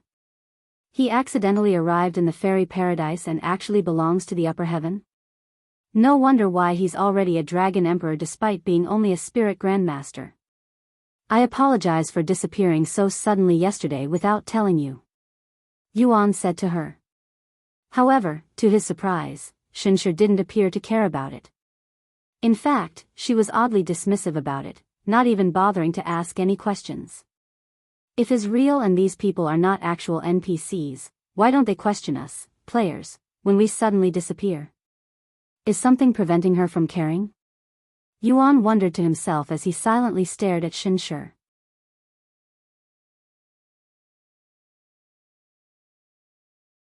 Chapter 620. Let's test this out. Yuan thought to himself. The next second, he logged off the game right in front of Xianxia. Where did he go? Xianxia was baffled by Yuan's sudden disappearance. However, when she tried to think any further about the situation, she suddenly stopped caring for some reason. A moment later, Yuan reappeared before her. Senior? Xianxia looked at him weirdly. What do you think of that? Yuan suddenly asked her. Think of what, senior? Xianxia tilted her head in a puzzled manner. The way I disappeared and reappeared like a ghost. What do you think about it? You disappeared? When? Xianxia asked, dumbfounding Yuan. Just now. Look, I will even do it again.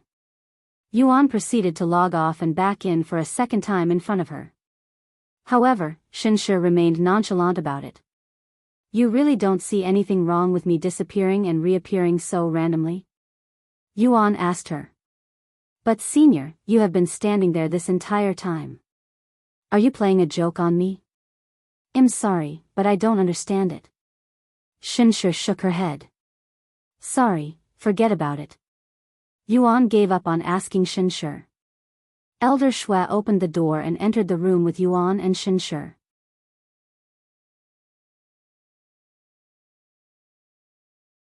Chapter 621. That's the Fairy Empress? Yuan thought to himself as they approached the figure sitting all the way at the end of the room, and there was another figure standing beside her, who was wearing a uniform that looked similar to Elder Shui's robes. As for the woman sitting on the throne, she was an extremely beautiful woman with long golden hair and emerald-colored eyes. This junior greets the Fairy Empress. Elder Shui bowed to her. She then turned to bow to the woman standing beside the Fairy Empress. This disciple greets the sect master. Seeing Elder Shui greet them, Yuan also prepared to greet them. However, Xianxia stopped him from greeting them before stepping forward. Fairy Empress. The royal dragon family demands you release the Dragon Emperor as soon as possible. If you keep him detained any longer, we will have no choice but to escalate the situation. Yuan stared at Xianxia with wide eyes. The Fairy Empress should be the most powerful person in this world, yet Xianxia dared to speak to her in such a tone. Either the dragon royal family is as powerful as the Fairy Empress, or she's incredibly daring. What is this? If you think a drop of blood will save you, the Fairy Empress suddenly stopped speaking when she took a closer look at the drop of blood in the bottle. Whose blood essence does this belong to? She suddenly shouted in a grim voice, startling everyone there. Why don't you take a guess? I will give you a hint. He's the one who created the royal dragon family. Yuan said with a smile on his face. Chapter 622, Blood Essence of a God. Why you don't mean? Xianxia covered her mouth in shock after hearing Yuan's words. Bullshit. The Fairy Empress suddenly stood up and exclaimed in a somewhat angry manner.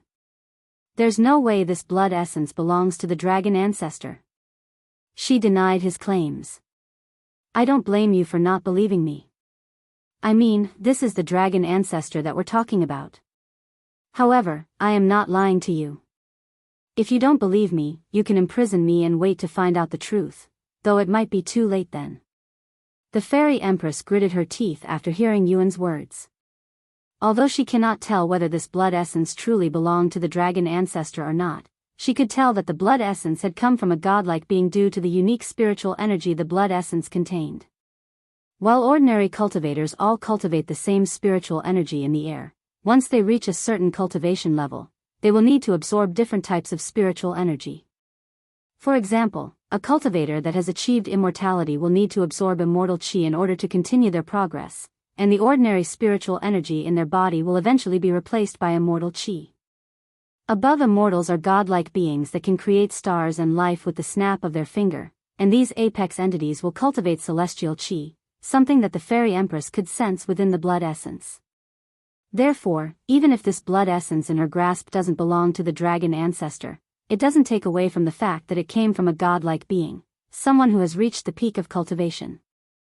And if it's true that Yuan has connections to a godlike being, nobody in the fifth heaven can touch him unless they want to die a horrible death. After standing there with a perplexed look on her face, the fairy empress suddenly started laughing like a maniac.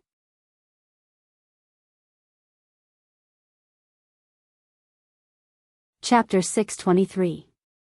Somewhere in the lower heavens, 3 figures could be seen soaring through the sky at high speed without the assistance of flying treasures. Can either of you feel the young master's presence? It suddenly appeared 3 days ago, but then it disappeared shortly after. A beautiful woman with a lavish figure asked the other 2 figures, who were a little girl and a graceful young lady. Of course, these 3 were Yuan's companions that had gone on a journey without him for the last few months. I cannot feel Brother Yuan's presence, Xiaohua said. Me neither. Lan Yingying shook her head. And here I thought the young master has finally returned to us. Feng Yuxiang released a deep sigh. Anyways, this is where the young master's presence disappeared from. It turned out to be the Heavenly Melody Academy. Feng Yuxiang said as they hovered above the Heavenly Melody Academy. What should we do now? Lan Yingying asked. In response to Lan Yingying's question, Xiaohua began flying towards the Heavenly Melody Academy, before descending into the inner court. Xiaohua's sudden appearance shocked the disciples there, as only spirit grandmasters have the capability to fly without the assistance of flying treasures or flying swords. And when Feng Yuxiang and Lan Yingying also descended onto the ground from the sky, the disciples' shock turned into fear. Why did 3 experts suddenly appear in the middle of their sect? However, before any disciple could approach them, Song Linger noticed their presence and appeared before them. If they learn the truth, I might as well return to the fairy paradise since it would be safer there. Yuan cried inwardly as he greeted the Shen family.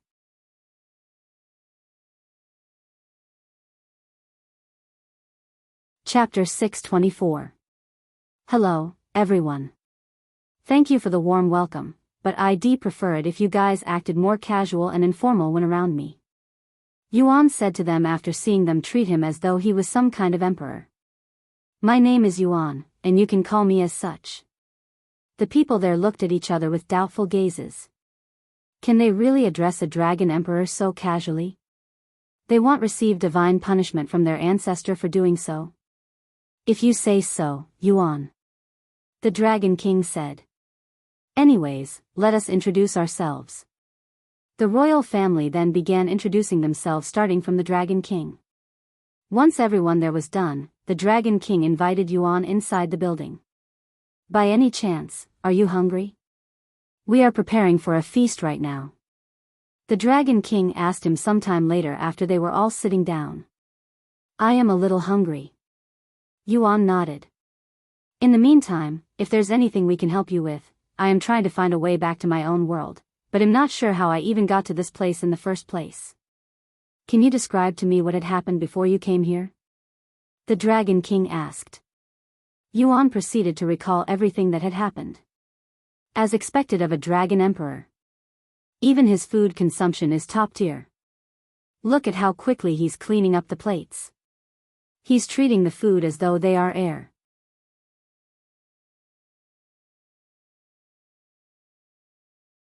Chapter 625. After entering the Zither Goddess Immortal Cave, Xiaohua and the others immediately began looking around. However, they quickly realized that besides the teleport formation, there was essentially nothing else inside the Immortal Cave. There's nothing in here. Song Linger was left speechless by this discovery, as she has always believed that there were treasures inside the Immortal Cave. Meanwhile, Feng Yuxiang took her time analyzing the formation on the ground despite not being an expert.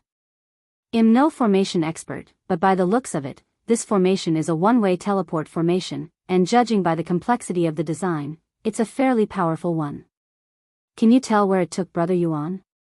Xiaohua asked her. Unfortunately, only the creator of this formation would have this information. Feng Yuxiang shook her head. Then is there any way to activate it? Lan Yingying asked. You can normally activate a teleport formation by pouring enough spiritual energy inside it, but there are also formations that only activate under certain circumstances. We can try injecting our spiritual energy into this formation, but I don't have any hopes it'll do anything. Stand back. Xiaohua said as she began pouring her spiritual energy into the formation. However, no matter how much spiritual energy she fed the formation, it remained inactive. You said the young master played some sort of song with the zither before he was teleported away? Feng Yuxiang turned to ask Song Linger, who nodded. What? Song Linger's eyes widened with shock by this unexpected news.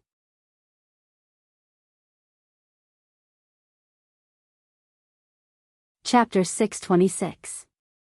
After returning to the lower heavens, Yuan immediately began making his way back to the Heavenly Melody Academy.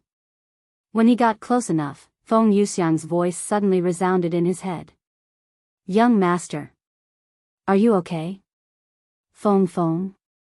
Yuan was delighted to hear her voice after so long. Where are you right now? Feng Yuxiang then asked. I am currently heading to the Heavenly Melody Academy. Is that so? Then we will wait for you here. You're at the Heavenly Melody Academy right now? Why? Yuan asked. We sensed your presence here, but it disappeared before we could arrive. Ah. I will explain everything to you later once I return. Okay. See you later, young master. Feng Yuxiang then explained to Xiaohua and the others that Yuan was heading back to the Heavenly Melody Academy. Is everything okay with Yuan? Song Linger asked. Yes, he sounded fine. Feng Yuxiang nodded. Thank the heavens. If anything had happened to him. Song Linger released a long sigh of relief after learning that Yuan was not harmed. He then turned to look at the guards and commanded, find out what happened to the Dragon Emperor.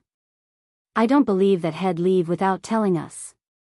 Something must have happened to him and I want to know what. Chapter 627. After commanding the guards to look for Yuan, the Dragon King gathered his family to notify them of the situation. What? Senior Yuan disappeared from his room? Xianxia exclaimed in a shocked voice. And she continued, are you sure he didn't leave his room to go somewhere? I have confirmed this with the guards, he hasn't left his room since he entered it, and the windows were still locked when I went to check on him. The Dragon King shook his head.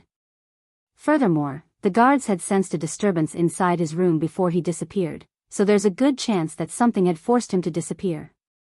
Why would anyone want to kidnap the Dragon Emperor? Someone there asked. Maybe it's the fairy paradise. What if they released him so that they cannot be held accountable if anything happens to him afterward? Another person there speculated.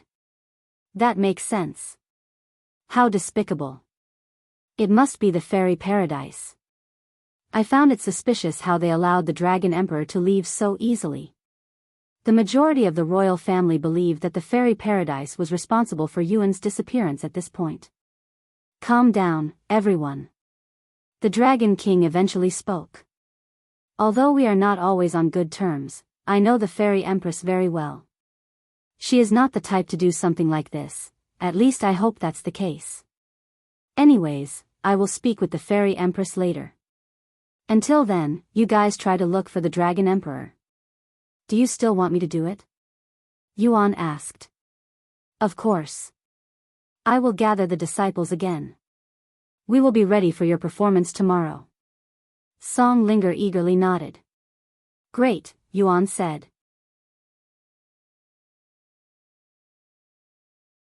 Chapter 628. After letting Yuan know that she will gather the disciples tomorrow for his performance, Song Linger left the place. We have some time until tomorrow, so why don't you tell me a little about your adventure? Yuan then asked the three ladies in the room. It honestly wasn't that exciting, as we'd spent most of our time wandering and killing magical beasts so that Lan Yingying could consume them. Feng Yuxiang said. That's fine. Even if it's boring, I want to hear all of it.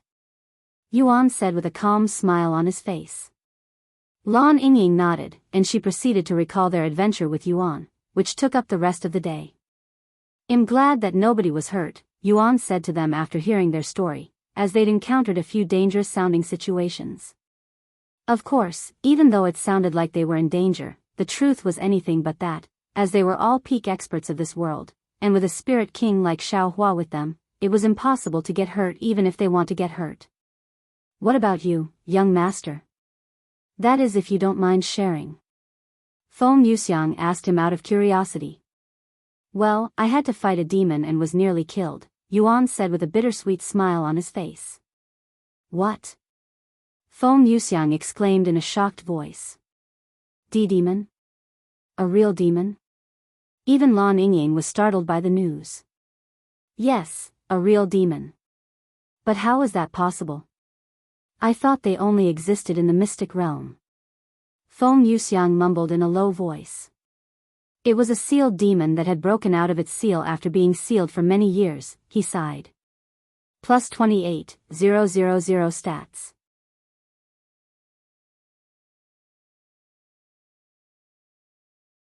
Chapter 629.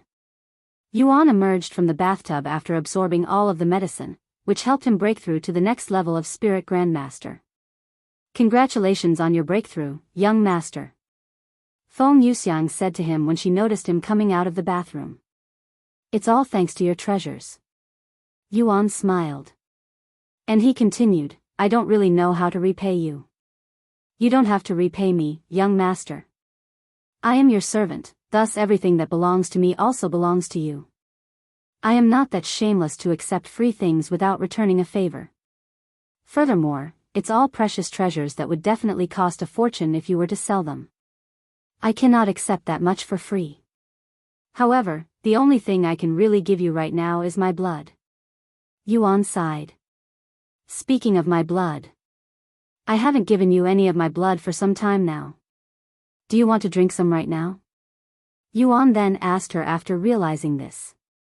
Feng Yuxiang shook her head with a bittersweet smile. "Is there something wrong? You are normally very excited for my blood." Yuan asked her. "There's nothing wrong, young master. It's just that I am afraid that you might cure my curse too quickly, forcing me to return to the upper heavens." She finally decided to reveal her reason for her hesitation. "Isn't that what you wanted? To cure the curse as soon as possible?" Yuan raised his eyebrows in a confused manner. "Indeed, that's what I wanted at first, but after spending some time with you, I realized that I wanted to stay by your side for a little longer.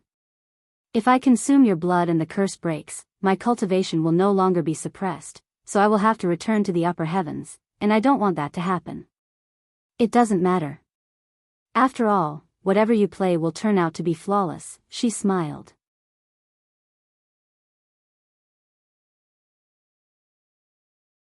Chapter 630. Yuan took a moment to ponder what songs he wanted to play. "Senior song, I can play multiple songs, right?" "Of course. You can play as many songs as you'd like," she immediately responded. Yuan nodded and took a seat on the platform before retrieving his soul-ensnaring zither. A couple of disciples there recognized the soul-ensnaring zither, as they'd tried to play it before. "Is that the real soul-ensnaring zither? The one that used to be owned by the zither goddess? It's probably just a replica, right?" "No, I heard that someone had managed to obtain it after successfully playing it." As the disciples murmured to each other, Yuan pulled on the string of the zither and began his first of many songs that would be played on that day. When the disciples heard the music note, they immediately closed their mouths and focused on Yuan, who was calmly sitting on the platform. The first song that Yuan decided to play was something Fei Yuyan had taught him. The second song was something from his own world. The third and fourth song was something he learned from the 9th floor of the music pagoda. The fifth and sixth song was also from the music pagoda, and it was on the 10th floor. "Welcome back, Yuan." Long Yijuan and the other sect elders greeted him with broad smiles on their faces.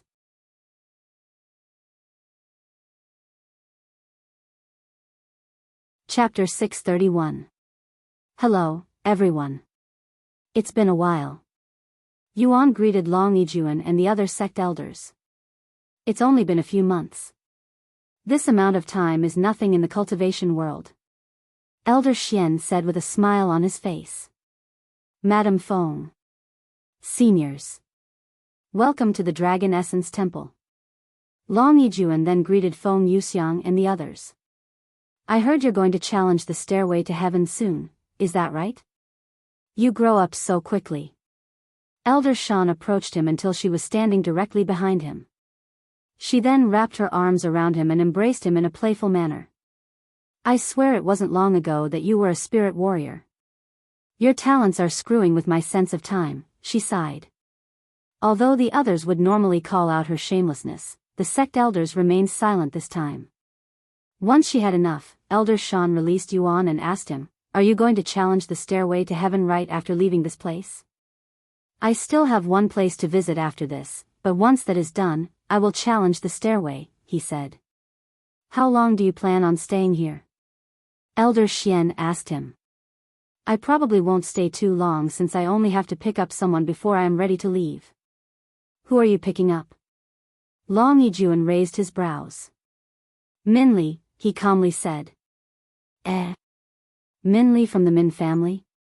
Why are you picking her up? Long Yijuan continued to ask.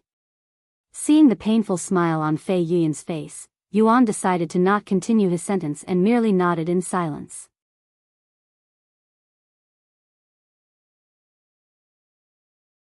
Chapter 632.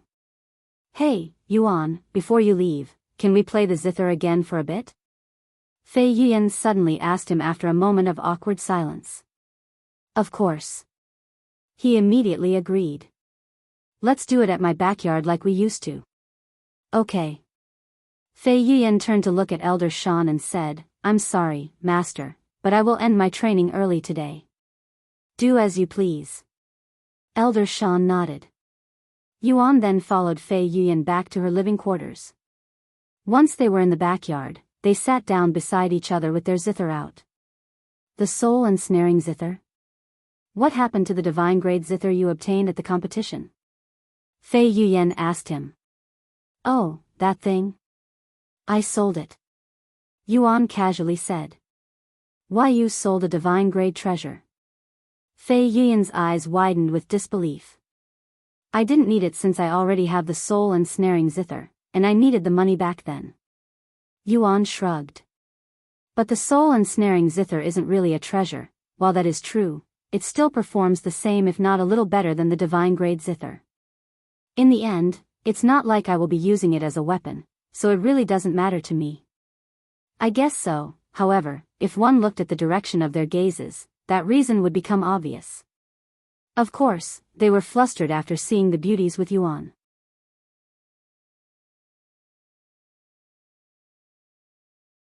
Chapter 633. Hello, I am here to see Minli. I was told by the Dragon Essence Temple that she had returned home not long ago. Yuan said to the guards while they were still dazed by the beauties around him. Why, young lady Min? What business do you have with her? I am here to fulfill a promise I made to her. I'm sorry, but the Min family is not accepting any visitors at this moment, as they are currently preparing for the young lattice marriage.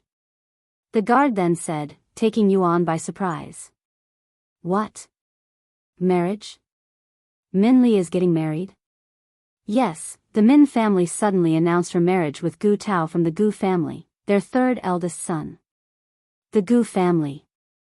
Yuan recalled when someone from the Gu family tried to recruit him to their family when he was still a disciple of the Dragon Essence Temple, and he mentioned that the Gu family was one of the 7 legacy families. As for Minli marrying this Gu Tao, it was obviously something that her family decided for her. Yuan could still remember Minli pleading with him to join her family so that they wouldn't do something like this to her. Looks like I had made her wait too long. Yuan sighed inwardly. However, knowing that Minli was most likely forced into this marriage by her family, Yuan was more inclined to meet with her. Once the guard left, he immediately ran to the Min family to notify them of the situation. What? Madame Feng from the Golden Phoenix Bazaar is here? Why? The head of the Min family, Min Ida, asked the guard.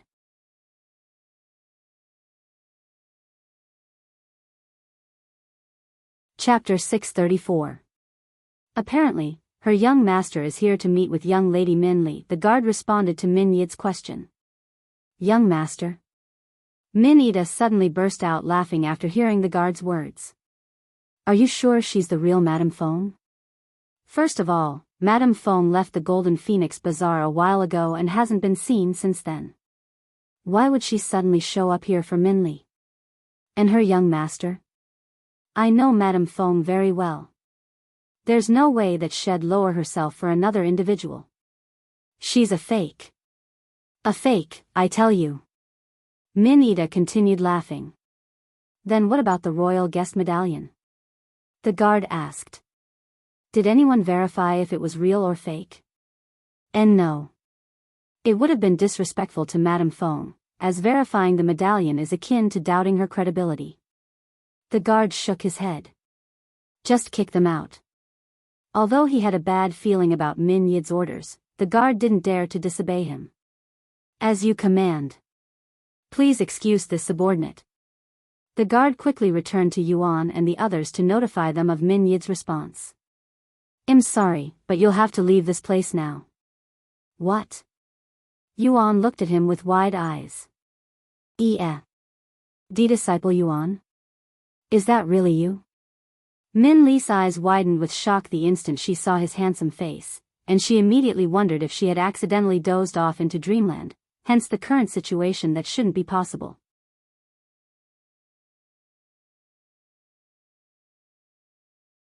Chapter 635. I must be dreaming. There's no way he'd be here. Min Li released a low laugh before shaking her head and returning to staring outside the window. Who's dreaming? Yuan asked her. After a moment of silence, Min Li turned to look at him again, her eyes wider than before. Are you real? Am I not asleep? Are you really disciple Yuan? Min Li asked for confirmation. Why are you still calling me disciple Yuan? I am no longer a disciple of the Dragon Essence Temple. Just call me Yuan, disciple Min, Yuan said with a gentle smile on his face. And he continued, also, I am here to fulfill my promise. Min Li's body visibly trembled when she heard his words. Meanwhile, Min Ida stared at Yuan from the side with a look of disbelief on his face. Why Yuan? He can't be. Impossible. Min Ida refused to believe that he was the same Yuan who dominated the mystic realm, the same Yuan that they have been desperately trying to recruit. Why is he here? I thought Min Li failed to recruit him. Min Ida cried inwardly. He was clearly Gu Tao, Min Li's fiancé. Min Ida took a deep breath before responding in a solemn voice. Min Li is not here. She has abandoned the Min family. What? The Gu family stared at him with baffled expressions, seemingly unable to comprehend the situation at first, and the place turned dead silent very quickly.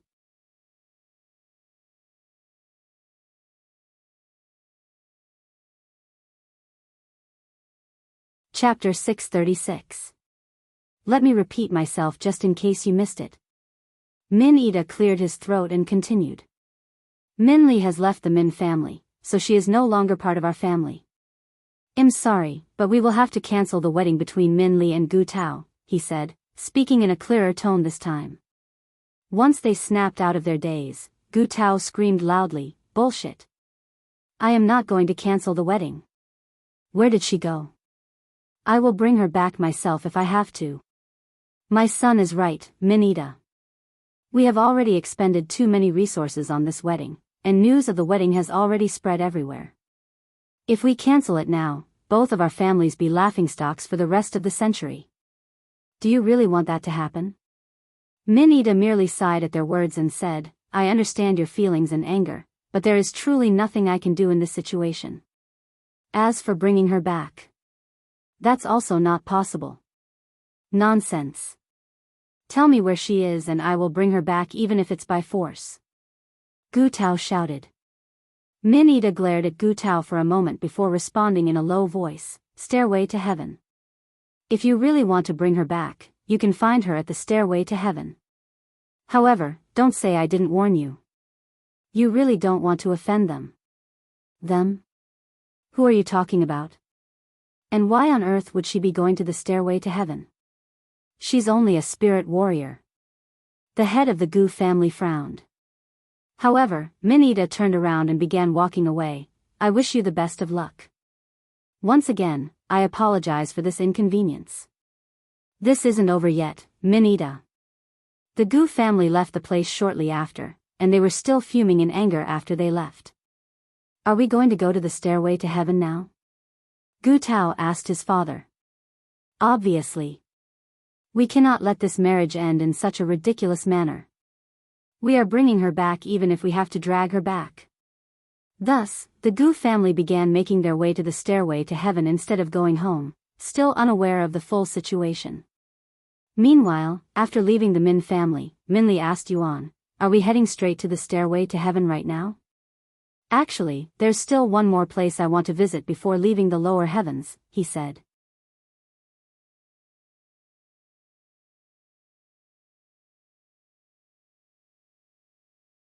Chapter 637. Lord Luo. The hero has returned. I repeat, the hero has returned. A guard came rushing into Lord Luo's room without knocking. Hero? What nonsense are you talking about? We are having an important discussion right now. Scram. Lord Luo got angry when his important meeting was interrupted, not to mention the grave situation that has been stressing him lately. Sorry for interrupting your meeting, but I heard you need some help, so I came. Yuan entered the room a few moments later.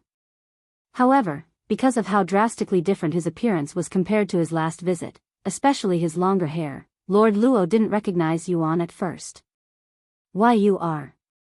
Once Lord Luo got a good look at Yuan's handsome face, his body immediately began shivering from sheer excitement, and he even began crying. Daoist Yuan. Is that really you, Daoist Yuan? Lord Luo couldn't control his emotions and spoke as though he was before his savior. You have changed, grown so much in just a few months. I almost didn't recognize you.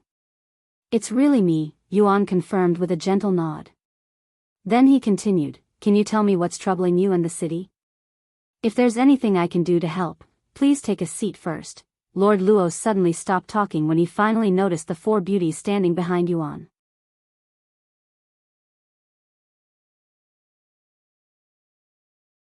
Chapter 638. Unfortunately, there really isn't much you can do against the Blood Sect. Even if you kill their sect master, another one will eventually rise to that spot. You can maybe try killing all of the higher-ups in the Blood Sect, but that is easier said than done. There's a reason they have existed for thousands of years despite countless experts trying to wipe them out. Feng Yuxiang said to him. Yuan pondered about Feng Yuxiang's words. If he cannot do anything against the Blood Sect, what should he do about Pang City's situation? It was not as though he could give up and abandon them. After thinking for a moment, Yuan turned to look at Lord Luo and said, do you mind if I stay here for a few days? I will try to come up with a solution, and just in case they attack. Of course. You can stay here for as long as you want. Lord Luo immediately said. Suddenly, one of the people there said, I'm sorry, but what can you do against the Blood Sect? The Blood Sect has multiple spirit masters, and their sect master is also a spirit grandmaster. Not even an entire sect can stop them, much less a couple of young people. I say we evacuate the city and seek protection from one of the bigger sects such as the Heaven and Earth Palace or the Grand Sword Mountain. Everyone there turned to look at Yuan for a response. Even Lord Luo, who had immense faith in him, cannot imagine a spirit warrior defending against the Blood Sect. Of course, he was not aware that Yuan had become a spirit grandmaster during the few months he was gone. It's just a few spirit masters. My young master can handle even a spirit lord, much less a spirit grandmaster. Feng Yuxiang suddenly sneered. What? A spirit lord? Yuan then released his spirit grandmaster aura and said, I alone can defend the city from the Blood Sect. SS spirit grandmaster? How is that possible? You were only a spirit warrior before you left a few months ago. Lord Luo exclaimed. What? A spirit warrior? The others were also shocked. What? The sisters' eyes widened with shock after learning this information. They then got on their knees and apologized for their behavior. Meanwhile, Yuan and Xiaohua arrived at the Flying Sword sect, at least what it once used to be.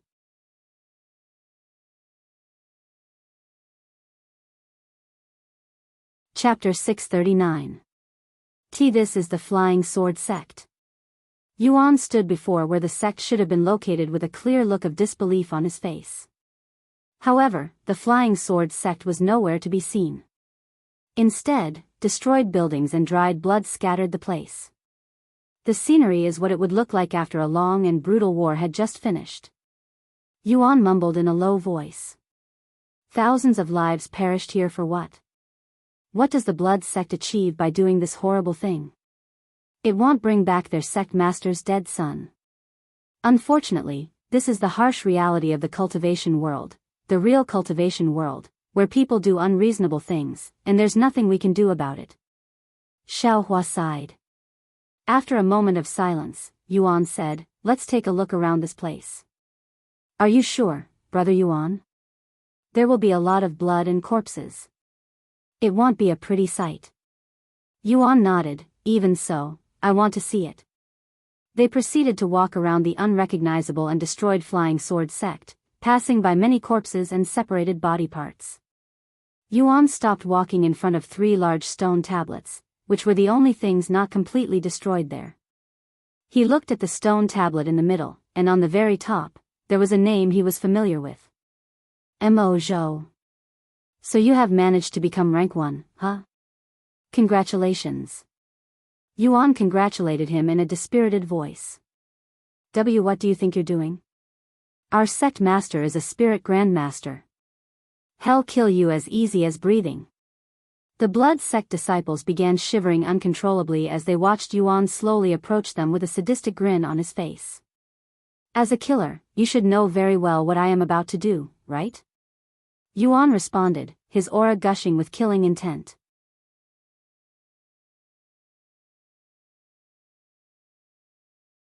Chapter 640. Stop. Let us go.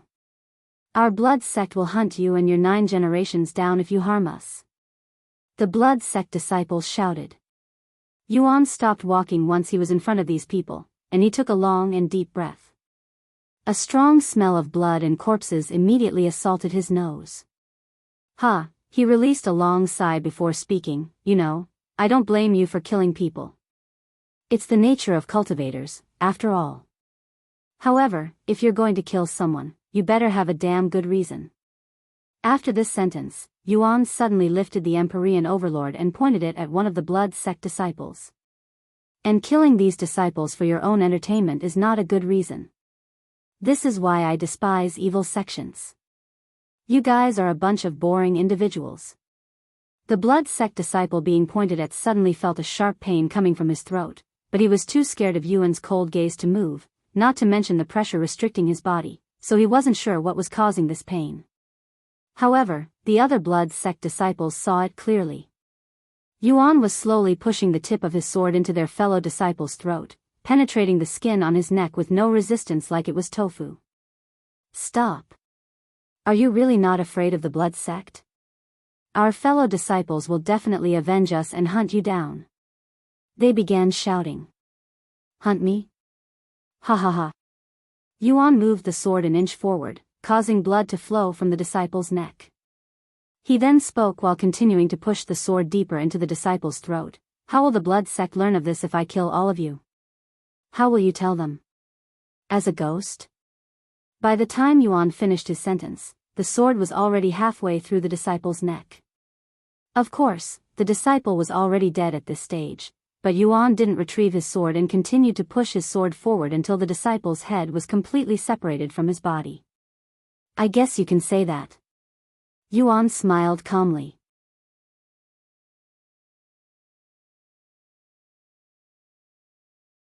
Chapter 641. Why you will regret this. You will now be hunted by the entire blood sect. The blood sect disciple disappeared from the scene quickly afterward. Yuan turned to look at the people that had been treasure hunting before getting caught by the blood sect and said to them, if you don't want to die like them, get out of this place. Why yes. Thank you, Senior. They quickly left the scene as well. Once Yuan was alone with Xiaohua, the place became dead silent. Yuan closed his eyes for a moment. When he opened them again, his eyes were no longer vicious but innocent, and his entire demeanor changed. Yuan looked at the corpses in front of him, as well as the decapitated body with a perplexing emotion in his heart. After standing there in silence for a few moments, he turned around and said to Xiaohua, "Let's go back for now." Xiaohua quietly nodded and followed him. The entire journey back to Pang City was a quiet one, with neither of them starting a conversation. While they walked, Yuan pondered inwardly. That person was neither the Demon Sealing Clan's founder nor the other two, so who was he? Could it be another one of my reincarnations? No.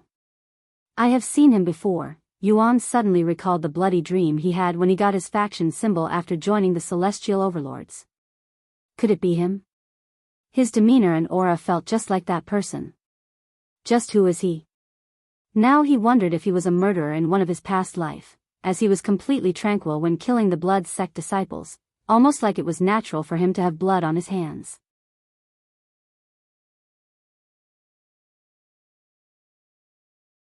Chapter 642. After eating to their full, Yuan and the others returned to the Luo family's manor. "Young master, do you want to temper your body tonight as well?" Feng Yuxiang asked him after they returned. "That would be ideal." Yuan nodded. "Just let me know whenever you're ready." "Okay." Yuan logged off shortly after to eat dinner, and he would explain to them the situation at the table. "Because of this evil sect called the Blood Sect that might attack this city, I will be staying in this city for a few more days before we challenge the stairway to heaven." Sounds troublesome. What do evil sects even do, anyway? Chu Liuxiang asked. "I don't know the purpose of their existence. All I know is that they're filled with unreasonable people who kill innocent people for their own entertainment, and they cultivate forbidden techniques that make them go crazy." Once dinner was finished, Meishio said, "Yuan, the Cultivators Association contacted me this afternoon. They said we can visit them whenever because they have finished scouting for our faction's headquarters." "Really?" "We can visit them tomorrow since I have 3 days before I fight the Blood Sect." "All right, I will let them know tomorrow morning."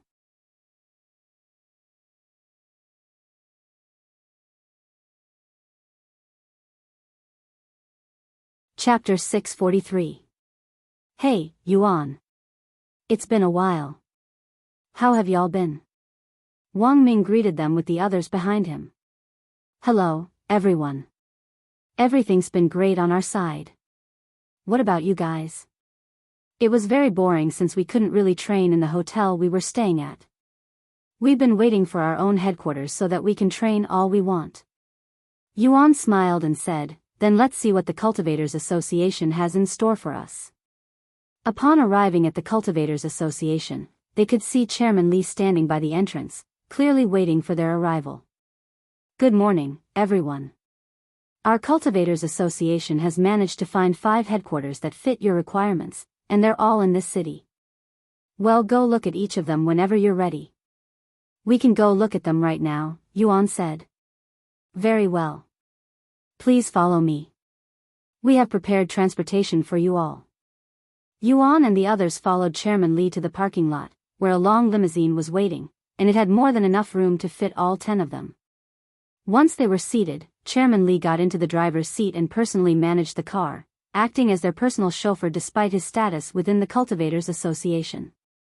As they began moving, Chairman Li said, "There should a yellow envelope on the table. You can find information and images of the headquarters we've scouted. Take a look at it if you'd like." Yuan opened the yellow envelope and took out the papers inside. "There's only information on 4 headquarters here. I thought we had 5. Yuan asked after realizing this. 3 hours later, the car stopped in front of a small but tall mountain that was surrounded by a thick wall. As for the location of the mountain itself, they were in a very secluded area with no other buildings around, almost like they were in the wilderness. "We have arrived," Chairman Li said to them.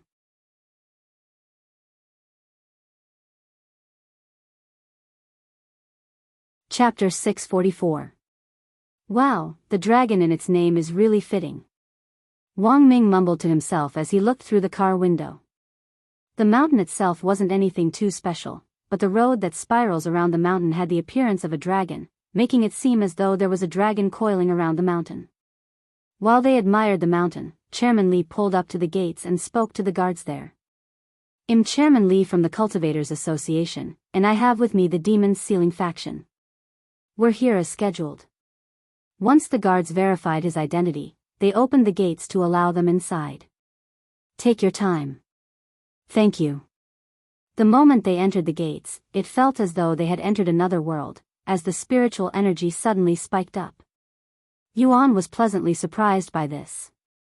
Although it wasn't as powerful as the spiritual energy in the immortal caves, they were only at the entrance of the mountain, the lowest level. He can only imagine how much stronger the spiritual energy gets as they go higher into the mountain. Where will our headquarters be located? Shi Lang asked. The middle levels. I tried getting you guys a headquarters at the upper levels, but you don't have even credibility. Don't be discouraged, though, as you can always move to the upper levels once you're ready. Furthermore, getting a building in the middle level is already an amazing feat for a new faction with only 10 members. Chairman Li said. Everyone there turned to look at Yuan. Surely, he's the reason they were allowed to even step foot inside the Dragon Spiral Mountain. Sometime later, Chairman Li stopped the car somewhere in the middle level of the Dragon Spiral Mountain.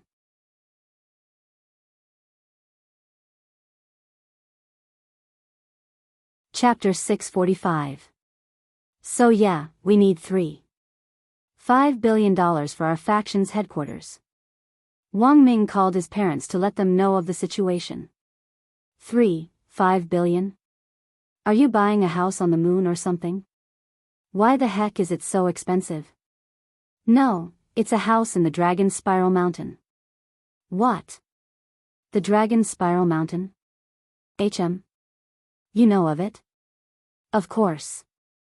It's one of the most suitable places in this world for cultivators. If it were not for our family size that consists of 6 different families, we would have moved there. I see. Anyways, I will give you Yuan's bank information. You can send it to him whenever you're ready. You sound very confident that we'll give you the money. Wang Ming's father said. You're not. I will let Yuan know right now if that's the case. Wait. I was only joking. Let me speak with the others first, but I'm sure we'll be able to help him. Even if he needs twice that amount, we'll be willing to help our savior. His father said. After what happened at the Jaded Garden, the people there now address Yuan as their savior. Wang Ming hung up the phone shortly after and said to Yuan, our family should be sending the money to you as soon as possible. Thank you. He nodded. Sometime later, they returned to the Cultivators Association. As for Yuan, he went in to temper his body again with Lan Yingying. The following morning, they loaded the small luggage into the limousine while Meishio effortlessly carried the piano into the truck rented by Sebastian, shocking the pedestrians with her absurd strength. Once they were ready to move, they began making their way to the Dragon Spiral Mountain.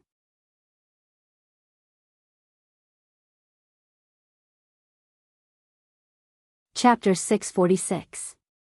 A few hours after leaving their apartment, Yuan and the others arrived at the gates of the Dragon Spiral Mountain, and to their surprise, Wang Ming and the others were all waiting outside with their luggage. Why are you all waiting out here? Yuan asked them. We couldn't get inside because we don't have any identification even though we were here yesterday. Wang Ming sighed. Oh, right. Chairman Li only gave me one identification for now. I really hope you guys didn't stay here overnight. No, we only got here about an hour ago, so it wasn't that bad. Yuan nodded, and he went to the guards to show them his identification. Welcome to the Dragon Spiral Mountain, young Master Yuan. The guards greeted him.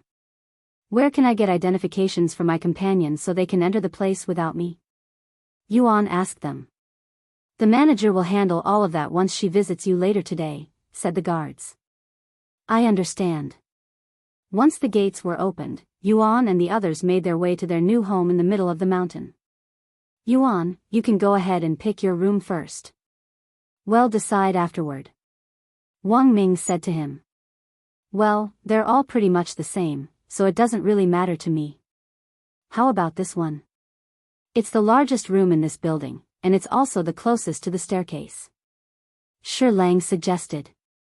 Sure. What about you two? Yuan asked Meishio and Chu Liuxiang. I understand. Thank you. Yuan said as he accepted the badges. Any more questions for me before I leave?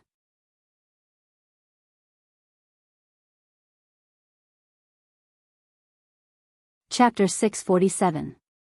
I actually do have one. What kind of person is the Lord of the Dragon Spiral Mountain? Yuan asked her. The Lord, huh? Why do you want to know about him? The manager held a mysterious smile on her face. Out of curiosity, I guess, Yuan said. Unfortunately, I cannot tell you anything about the Lord. However, if you live here for long enough, you might get to see him. Is that so? Anyways, if you have questions about the mountain, you can contact me at any time of the day. Here is my business card. The manager handed her card to them. Jenny Zhang. Yuan read the name on the business card. You can just call me Jenny. After shaking hands with each other, manager Jenny left the scene. Since this finished earlier than expected, I'll go spar with Li Jingsky now, Yuan said as he stood up. What are you going to do now? I'm not sure, honestly. In fact, I'm wondering what my purpose is now. Am I still your caretaker? It really doesn't feel like it since I have been spending most of my time cultivating. Meishio asked him. Yuan pondered for a moment before speaking. We're no longer in a small home with just the two of us. There's Lulu and the others, not to mention the faction. Furthermore, I will be spending most of my time in now, so I won't need any attention. Instead of remaining as my caretaker, why don't you do something different? Like being the manager of the faction?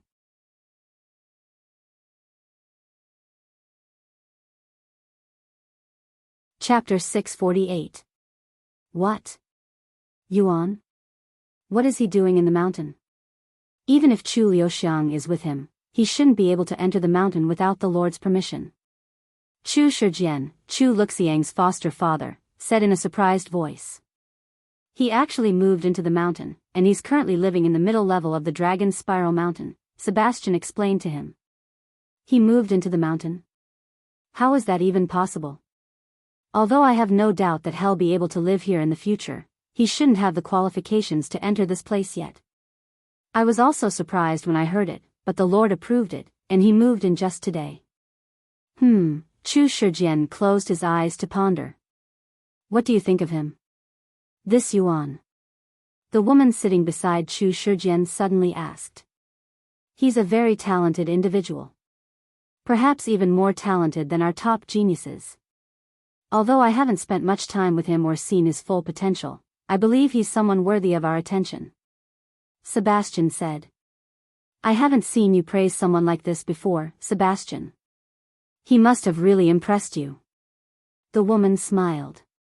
He nodded and said, while I didn't witness it for myself, it is true that had defeated the demon that was supposedly as strong as a cultivator at the peak spirit grandmaster. I have also watched him practice with the 6 spiritual family's geniuses. He's the real deal. If you never fought one yourself, how do you know that demons are really that powerful? If you ask me, I think they exaggerated the demon's power. Exaggerated, huh? I really can't tell you since I wasn't there to witness it. Sebastian shook his head. Why did you let him go alone? What if something happens to him? Feng Yuxiang asked Xiaohua afterward. This is Brother Yuan's decision. We can only believe in him, she calmly responded.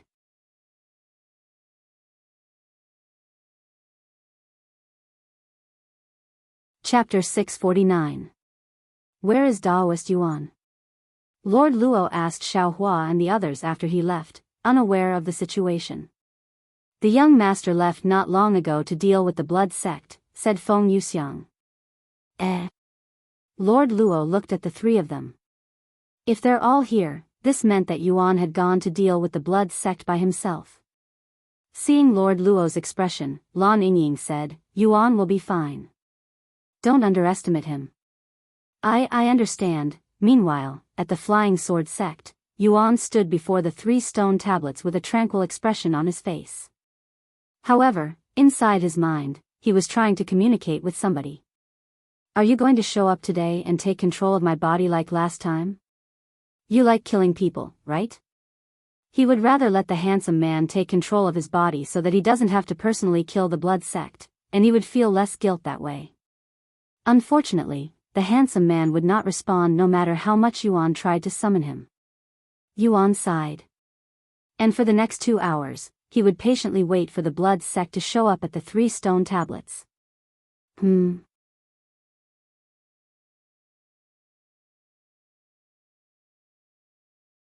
Chapter 650. Whoosh. Ah. Bang. Aya ag. Blood and body parts scattered all over the place as Yuan continued to swing the Empyrean overlord without mercy. Tens, hundreds of disciples from the blood sect were slaughtered at the hands of Yuan's, yet their sect master, Lord Blood, remained hovering in the sky without moving a single finger, silently watching his disciples getting slaughtered in the bulk with a cold gaze.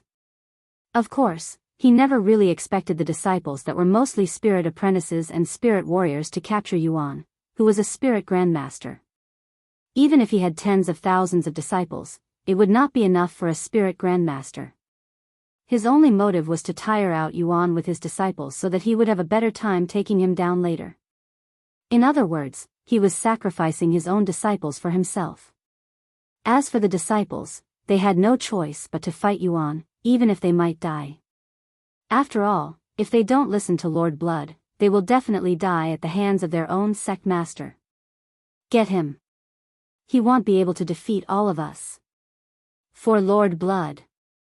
The disciples continued to rush at Yuan despite his overwhelming presence. Heavenly Domain. A profound aura suddenly appeared around Yuan, instantly pressuring before flattening the disciples there into meat paste. Blood splattered all over Yuan's body and face, but when the blood touched his golden dragon robes, they would slide right off, almost as though it was coated in a thick layer of liquid-resistant substance. However, the blood on his face remained, and some of it even got into his eyes, making it seem as though he was crying blood. Ha-ah. Yuan swung again, and another dozen people died. Ah. What exactly am I doing? I can't feel anything. Yuan wondered inwardly. He has subconsciously swung the Empyrean overlord in every direction. There's something hitting my face. Is it raining? Why am I doing this again? You're doing this to protect the innocent. Just like you always have. Another voice suddenly resounded in his head. Who are you? Me? You should already know the answer to that question. The voice responded. And it continued, the sensation of their flesh tearing apart. The smell of blood. The profound atmosphere. Their blood-curdling screams. Remember it. Remember it all. Flashbacks began occurring inside Yuan's head, but he still managed to fight the blood sect. After an unknown amount of time have passed, Yuan snapped out of his flashbacks, finding himself in the middle of a bloodbath. Yuan then explained the situation to them and how he fought against the entire blood sect by himself.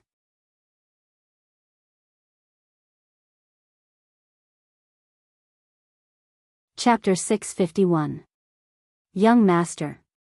Don't blame yourself. You did nothing wrong by killing those evil cultivators. Feng Yuxiang spoke a moment after Yuan explained his battle with the blood sect, as there was a clear sense of guilt within his eyes as he explained how he killed thousands of disciples from the blood sect. However, Yuan shook his head and sighed in a low voice, "You're wrong. I am neither feeling guilt nor self-blame because I killed those evil cultivators. I am worried because I don't feel any sympathy even after killing so many people. Even now, I cannot feel anything. Is there something wrong with me? That's completely normal, young master. It just means your consciousness doesn't find anything wrong with killing some evildoers. I can assure you that there's nothing wrong with you. You're just growing up, as a cultivator. That's it. Growing up, huh? Yuan sighed. Sometime later, Yuan said to Lord Luo, Pang City should be safe now that the blood sect is gone. Thank you, Daoist Yuan. Once again, you have saved our city. Lord Luo stood up and bowed to him. Unfortunately, our family doesn't have anything else to give you, as I had already given you our most valuable treasure. The Starry Abyss, huh? Yuan suddenly retrieved the Starry Abyss. I still haven't thanked you for giving me this treasure. It has been really useful to me ever since then. This treasure is more than enough to compensate for everything I have done for the city, as well as what I will do for it in the future. Of course, I hope nothing bad happens to this place ever again. Thank you, Daoist Yuan. After talking with each other for a little more, Yuan returned to his own room. Sometime later, Yuan stood up and said to her, anyways, you should get ready if you aren't already.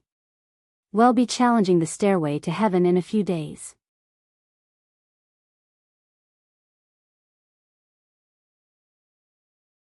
Chapter 652. It's been a while, Meisho. Feng Yuxiang greeted her with a calm smile on her face. Hello, Feng. How have you been? The same as usual. What about you? Anything new since our last meeting? A lot has happened since then. Meisho sighed. Want to talk to me about it while we go pick up the young master's other friend? Feng Yuxiang asked as she picked up Meisho with chi manifestation. Just a little. Meisho nodded. Meanwhile, news of what happened to the blood sect spread like wildfire throughout the entire lower heavens, and within a single day, nearly everybody has heard about it.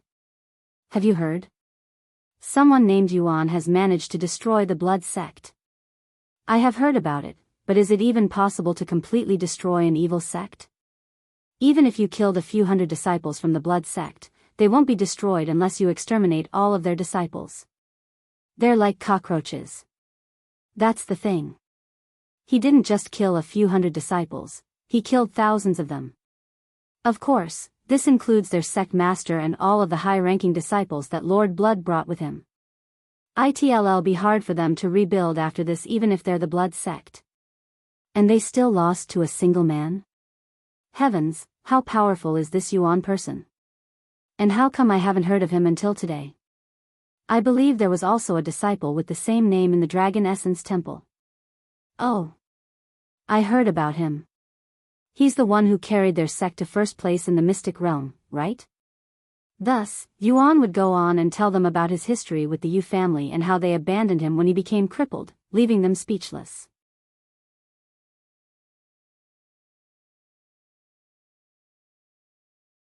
Chapter 653.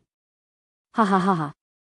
I am sorry for laughing, but I really cannot help it after listening to your story. How stupid can the Yu family be? Wang Ming laughed out loud. Abandoning their own son because he became a cripple? It's so ridiculous it's funny. The fact that they abandoned the one and only player Yuan without even being aware of it. Ahem. Li Jinxi suddenly cleared her throat, causing Wang Ming to stop laughing. She then turned to look at Yuan with a serious face. Yuan, do you want to get revenge on the Yu family? Our families can destroy them with ease, after all. Revenge? It's fine. Why? Don't you feel angry? Any normal person would detest their family if they were abandoned. I never said I wasn't angry at them. In fact, my anger grows every time I am reminded of them, he spoke in a calm voice. Then why don't you want revenge? I want revenge, but I want to do it my own way, by myself. I understand. That's even better. Li Jinxi nodded with a smile. After breakfast, Yuan returned to his own room with Chu Liuxiang. I thought you didn't want revenge against your family for abandoning you, brother Yuan. Chu Liuxiang said with a cheeky smile on her face. Well. Things change. Yuan smiled back. Anyways, have you met Feng yet? He asked a moment later. That makes sense. I guess.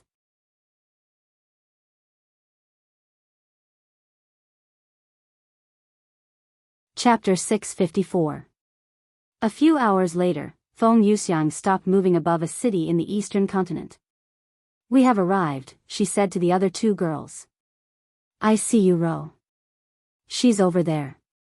Meishio pointed at the small figure standing outside the city gates. Of course, she was surrounded by young men, just like when Yuan first found her. "Young fairy, why are you standing out here alone? Why don't you come with me and I will show you all around the city and some more?" "No, you should follow me. My father is the, Why you're floating?" The people there were shocked when Yu suddenly started levitating off the ground. She's not floating. She's flying. A spirit grandmaster.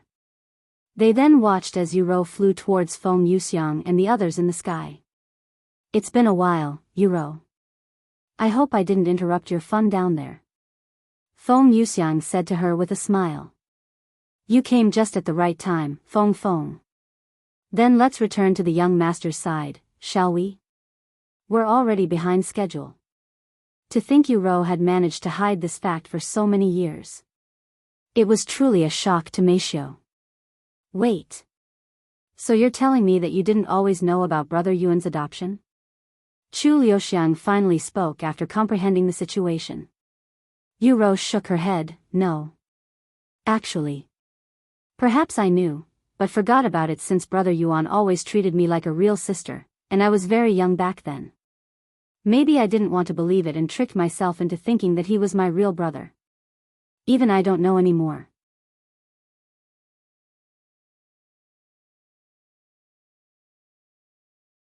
Chapter 655. "Sorry for keeping this a secret from you too, Meishio." Yu sighed a moment later. "No, I should be the one apologizing. There have been many moments where I pondered about telling you. But seeing you so happy to be his little sister, I didn't want to ruin it for you or him by tearing apart your status as brother and sister." Meishio shook her head. "I understand. After all, that's also why I didn't reveal the fact that I knew about it. I didn't want to ruin our relationship as siblings." Yu smiled. She then turned to look at Chu Liuxiang and continued, "Can you tell me about Brother Yuan's life in the orphanage? I have always been curious, but I was also too scared to ask about it since that would give everything away." "Of course. It would be my pleasure." To Yu's surprise, Chu Liuxiang didn't object to her request, as she was certain that Chu Liuxiang would rather keep everything a secret just to tease her. "But in return, you'll tell me about Brother Yuan's life in the Yu family. The good memories. I already know all of the bad ones, after all," Chu Liuxiang added. And for the rest of the journey, Chu Liuxiang and Yu would share their memories with Yuan to each other, quickly becoming friends. What a surprise! This left Meishio profoundly surprised, as she did not expect the two of them would suddenly become friends. In fact, she had expected some sort of rivalry between them, especially since Yu is very protective when it comes to Yuan being with other women. A few hours later, they arrived at Pang City, and Feng Yuxiang descended directly in front of the Luo family's manor. Welcome back, seniors." The guards bowed to them. "You sound like an old man who's devoted all his time to work," Chu Liuxiang suddenly said. "Well, I cannot deny that." Yu shrugged.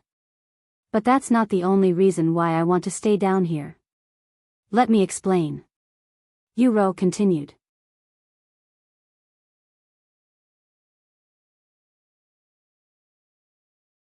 Chapter 656. The other reason why I don't want to ascend has connections to the first reason. Since I don't have time to play, my progression will barely move, so even if I ascend, I will only be a hindrance to you all. Do you understand? It's like sending a low-level player to a place filled with high-level monsters. I won't be able to do anything by myself if you leave my side even for a moment, brother. And I do not expect you to wait for me, as that would be a waste of time." Yu sighed. "But I can help you progress faster with treasures. You won't be a burden to me," Yuan said. "Don't even bother trying to convince me, brother. I have already decided to stay down here. Furthermore, I won't be alone since I will have Xia Jingyi by my side." After a moment of silence, Yuan sighed, alright. Fine. I won't try to convince you anymore. However, just know that once I leave, it will be incredibly hard for us to meet in this world again since I cannot come down to the lower heavens whenever I please. It's not like we cannot see each other in the other world. Yuro smiled. Anyways, I have to wake up early tomorrow for training, so I won't be able to stay here for much longer. Let's talk to each other until I have to leave, okay? Yuan nodded. I want to hear more about your faction.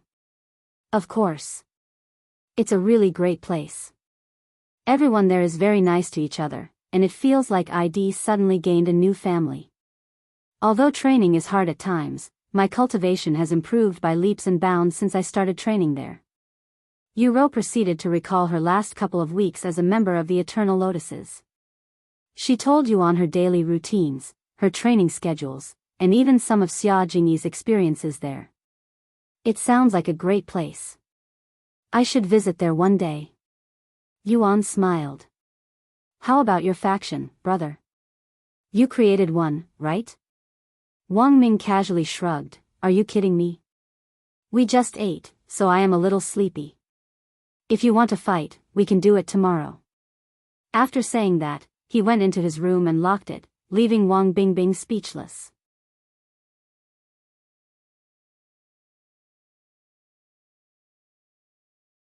Chapter 657.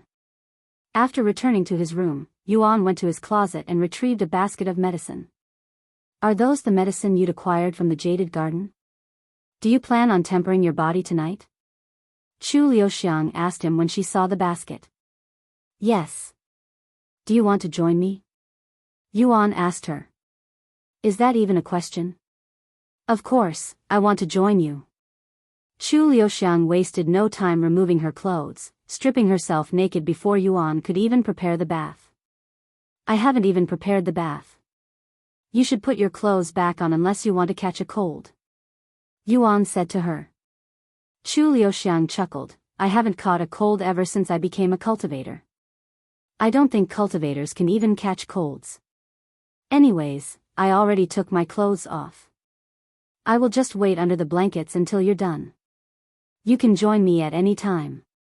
Chu Liuxiang said as she entered the bed. Yuan couldn't help but smile at Chu Luxiang's behavior that reminded him of Elder Shan from the Dragon Essence Temple, and they both give off similar vibes. Half an hour later, once the bathtub was prepared, Yuan entered the green water with Chu Liuxiang. Have you ever tempered your body before? Yuan asked her. I have, she calmly replied. Really? Where does the Chu family obtain their medicine?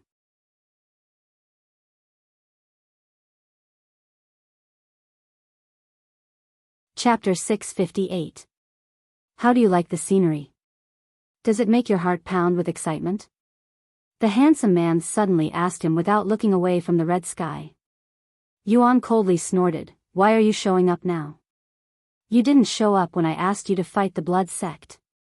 The handsome man turned to look at him with red eyes and showed a grim smile. Are you still angry that I killed those ants for you? You must have wanted to kill them yourself, but you didn't have the courage, so I had to give you a slight push. Yuan frowned at his words.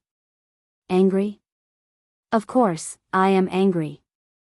However, it's not because you killed those people.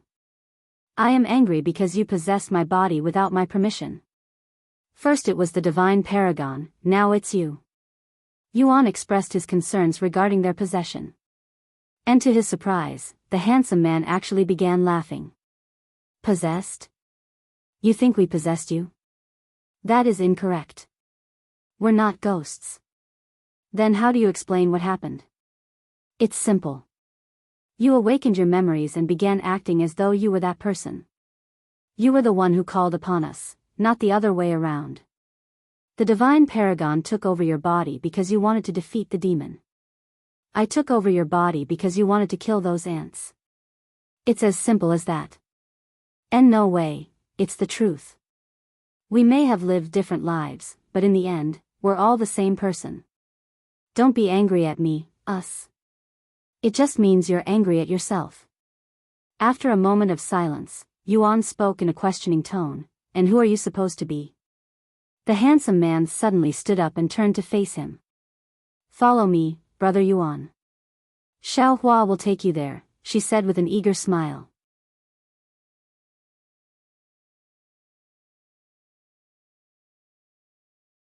Chapter 659. Where the fuck is that bitch, Minli? We have been waiting here for almost a week. She should be here by now. Gu Tao shouted in an angry voice when he lost his patience. Do you think we were fooled by the Min family? He then asked his father, who was sitting beside him inside the carriage. That's not possible. He wouldn't lie about something like this.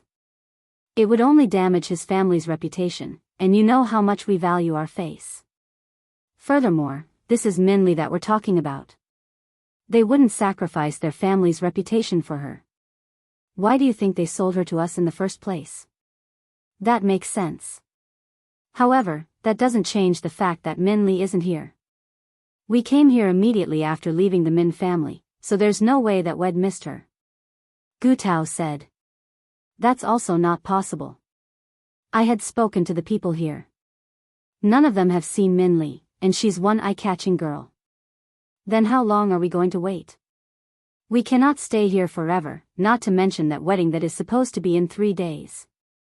Gu Tao sighed out loud. There's nothing we can do but wait. It was at this moment the Gu family noticed a group of individuals approaching their direction, and all but one of them were kingdom-toppling beauties. However, Gu Tao only had one person in his eyes, a young lady with a familiar face. Wow, so that is the stairway to heaven, huh? It's much grander than I'd anticipated. Yuan mumbled in awe as he gazed upon the massive staircase that hovered in the air not far in the distance. There were only a total of 9 steps on this staircase, but it was so massive that it filled the sky and seemed like it was created for giants, and there was a beautiful golden door at the end of the 9th step. I have never seen such a big staircase before. It's almost as though it was created for giants. Chu Liuxiang mumbled in a dazed voice.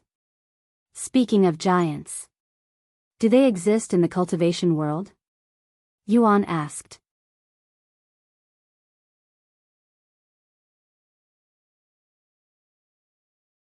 Chapter 660. Spirit Grandmaster. She's a Spirit Grandmaster. The middle-aged man cried inwardly, shocked by Feng Yuxiang's cultivation base. If you dare move, I will kill you. Feng Yuxiang said to them with an overbearing aura around her.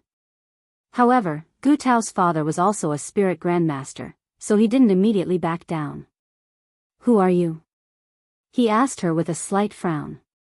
Feng Yuxiang. What? Madame Feng from the Golden Phoenix Bazaar? Although he has never personally gone to her store before, his Gu family has purchased many treasures from her place before. Impossible. What are you doing in this place?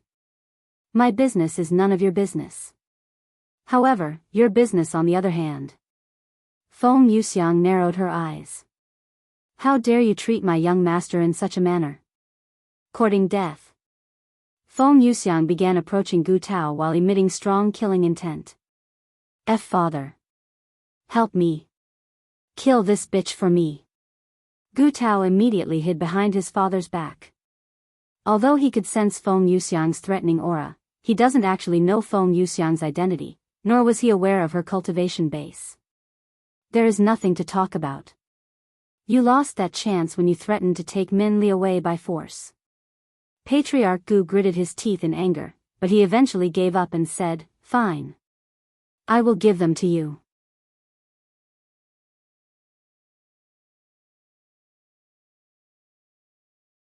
Chapter 661. Here are my spatial rings and storage pouches. Let my son go now. Patriarch Gu gritted his teeth and handed over his treasures to Yuan. Meanwhile, Feng Yuxiang also collected Gu Tao's spatial rings and storage pouches. Here you go, Senior Fairy. Gu Tao handed all of his possession to Feng Yuxiang without any hesitation. In his mind, nothing in this world was more valuable than his cultivation that took years of effort to build. After taking his treasures, Feng Yuxiang returned to Yuan's side and gave them to him. Thank you, Feng Feng. See, can we leave now? Patriarch Gu asked him, seemingly in a hurry to leave. Yes, you can. However, before Yuan could finish his sentence, Xiaohua stepped forward and said, wait. What's the matter? Yuan looked at her. She pointed at Patriarch Gu and spoke in a calm voice. He still has a spatial ring hidden on his body. Patriarch Gu's entire body trembled when he heard Xiaohua's claims.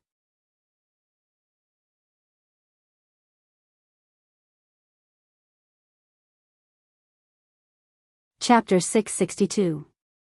We have arrived at the stairway to heaven. Feng Yuxiang said as they approached the massive staircase not far away from them. It's quite empty here. Yuan had expected there to be more people in this place for some reason, but that didn't seem to be the case, as there were only a dozen people there, including an old man sitting behind a desk right beside the staircase. Young master, speak with that old man whenever you're ready to challenge the stairway to heaven. I will be cheering for you from inside your body since I don't need to participate in the trials. Feng Yuxiang said to him before transforming into a glowing orb and entering his body. Xiaohua is confident that Brother Yuan will succeed. Xiaohua also entered his body a moment later. Only Lan Yingying remained, as she didn't come from the upper heavens like the other two. Where did they go?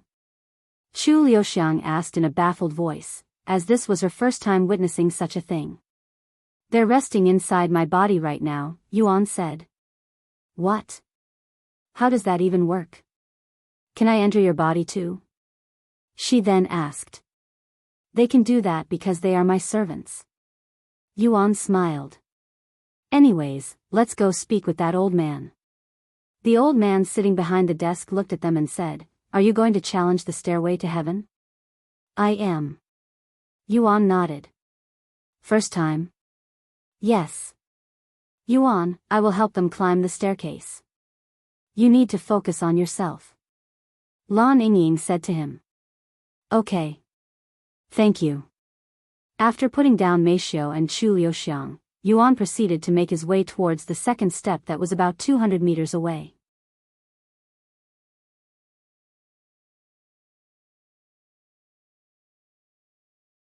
Chapter 663.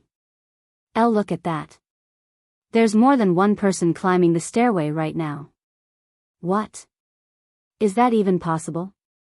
I thought only one person could go at a time. It's only allowed because one of them is assisting them through the stairway to heaven, most likely that young man in the front. Wait. That's actually a thing? Since when? I have spectated this place for many years, but I have never seen such a thing before. That's because nobody does it. One can help 9 other individuals climb the stairway to heaven, but the person doing the climbing will have the burden of the other 9, increasing the difficulty of their climb significantly. Heavens! Climbing alone is already hard enough, yet that person is willing to take 4 other people with him. I don't blame him. Look at the people he's helping. All of them are breathtaking beauties that can topple kingdoms with a mere smile. I wouldn't leave them behind either. If you had to choose between those beauties or ascending, and you can only pick one, which would you pick? The beauties, of course. I'd be willing to stay down here forever just for one of them, much less 4. While the spectators focused on Meishio and the others, Yuan reached the second step with barely any effort made. However, the moment he stepped onto the second step, he felt the pressure bearing down his body suddenly double in strength. Even though it still wasn't enough to make him sweat, he was worried about the later steps. About a minute later, he reached the third step, and once again, the pressure on him doubled in strength. It's still endurable. Yuan mumbled to himself as he quickly made his way towards the fourth step. However, the moment he stepped on the fourth step, Yuan felt the pressure on him triple in strength. Master? Is that really you? The voice responded, and Yuan could see a faint light suddenly appear in the distance.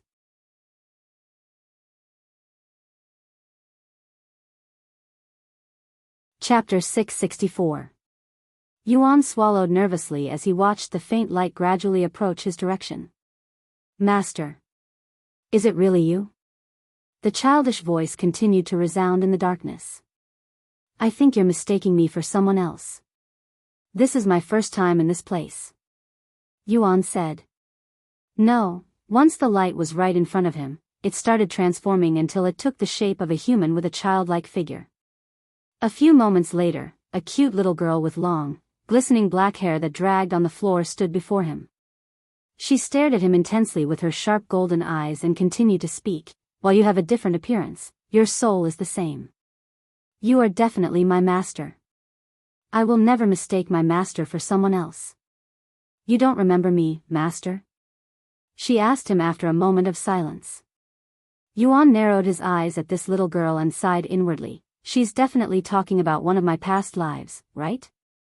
After another moment of silence, Yuan asked, who or what are you? Tian'er is the guardian of Stairway to Heaven. Guardian? Like its master? No, Tian'er is merely a guardian. I protect this place and uphold its integrity. Master. You are the real master of the Stairway to Heaven. You really don't remember? What? I am the master of this place? Yuan was left baffled by this information. Tian'er's voice resounded a moment later. Welcome to the first trial in the Stairway to Heaven, master.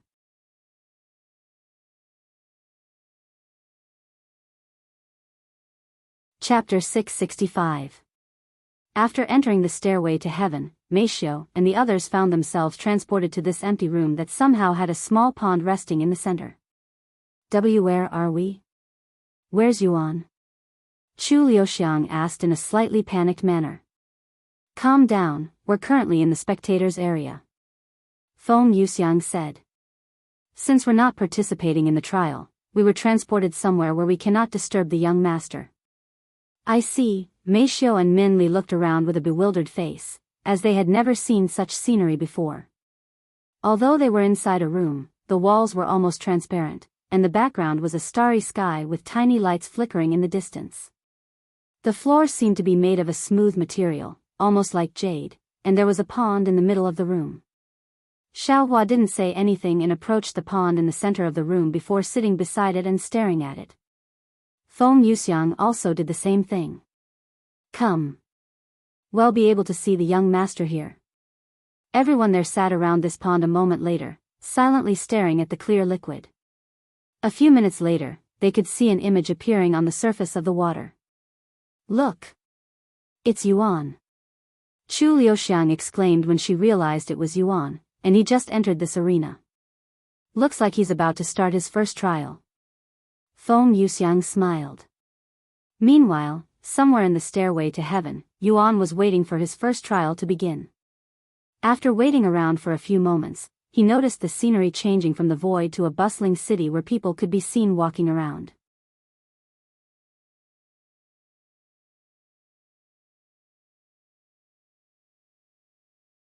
Chapter 666. After spending an hour recovering his spiritual energy, Yuan was prepared to enter the pagoda that had over 100 floors. Will I be able to reach the peak and defeat the city lord in less than 3 hours? He wondered to himself as he opened the door and entered the pagoda. Inside of the pagoda wasn't as big as Yuan expected, but there was more than enough space for 2 cultivators to fight without restrictions. Yuan looked around the first floor that appeared to be a dojo, and it reminded him of another place he'd challenged before, the carp leaping over Dragon's Gate Tower within the Dragon Essence Temple. However, instead of fighting magical beasts, humans were his opponents this time. Who are you? And what are you doing in my lord's pagoda? A figure suddenly appeared before Yuan without him noticing until this person spoke. Yuan looked at the middle-aged man and said, I am here to speak with your lord. Do you have an appointment? The middle-aged man asked. I do not. Then you may scram out of here. Unfortunately, that's not possible either. Is that so?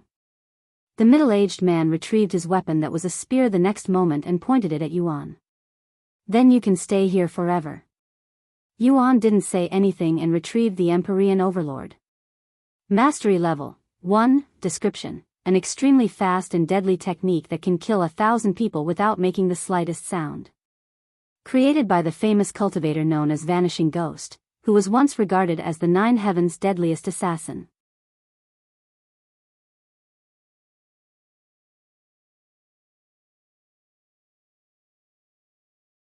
Chapter 667.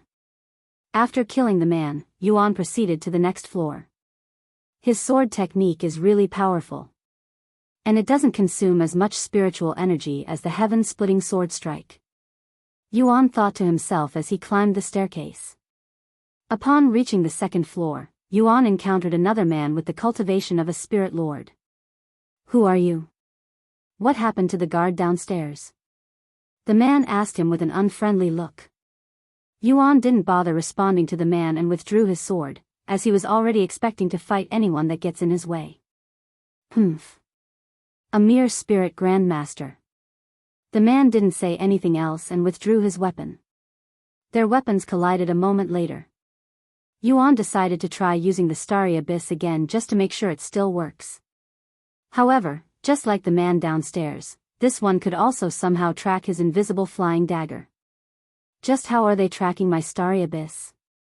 It's invisible, and its presence should be concealed. How else can they track it? A few minutes later, Yuan managed to defeat the man without using the soundless blade technique. And for the next hour, he would repeat the same thing. However, his streak was stopped by an unexpected situation. When he arrived on the 9th floor, the guard there didn't attack him. The Lord wishes to meet you. You may go up. Yuan was shocked when he saw the city lord's face that looked exactly like the handsome man in his dream. The only reason he didn't realize it until now was simply because the city lord had changed his voice to something unrecognizable.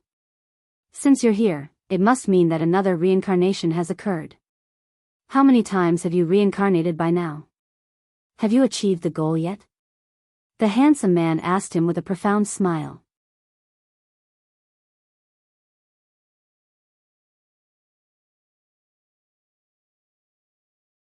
Chapter 668.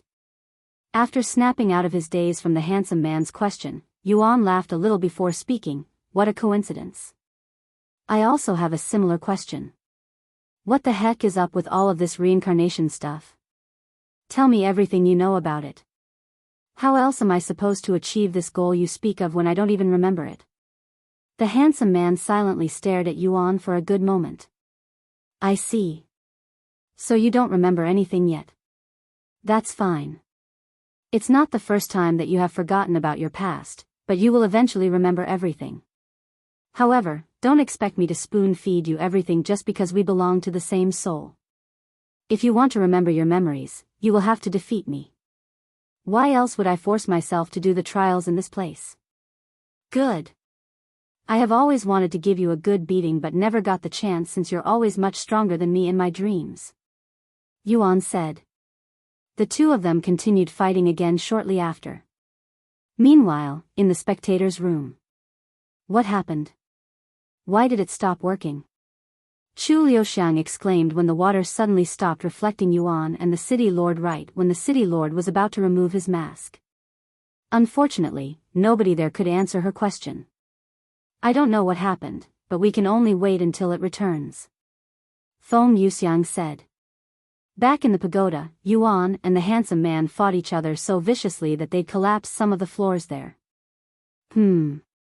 You're still lacking. When I was at your level, spirit kings were no match for me. However, that shouldn't be possible. You should be far stronger than me since you're reincarnated. The handsome man spoke as he fought. After pondering for a moment, he continued, perhaps you didn't fully awaken your bloodline? Or maybe you don't know how to use it? You don't know anything, do you? The handsome man suddenly flicked his finger, sending the orb of light straight into Yuan's forehead, and Yuan's vision blackened the next moment.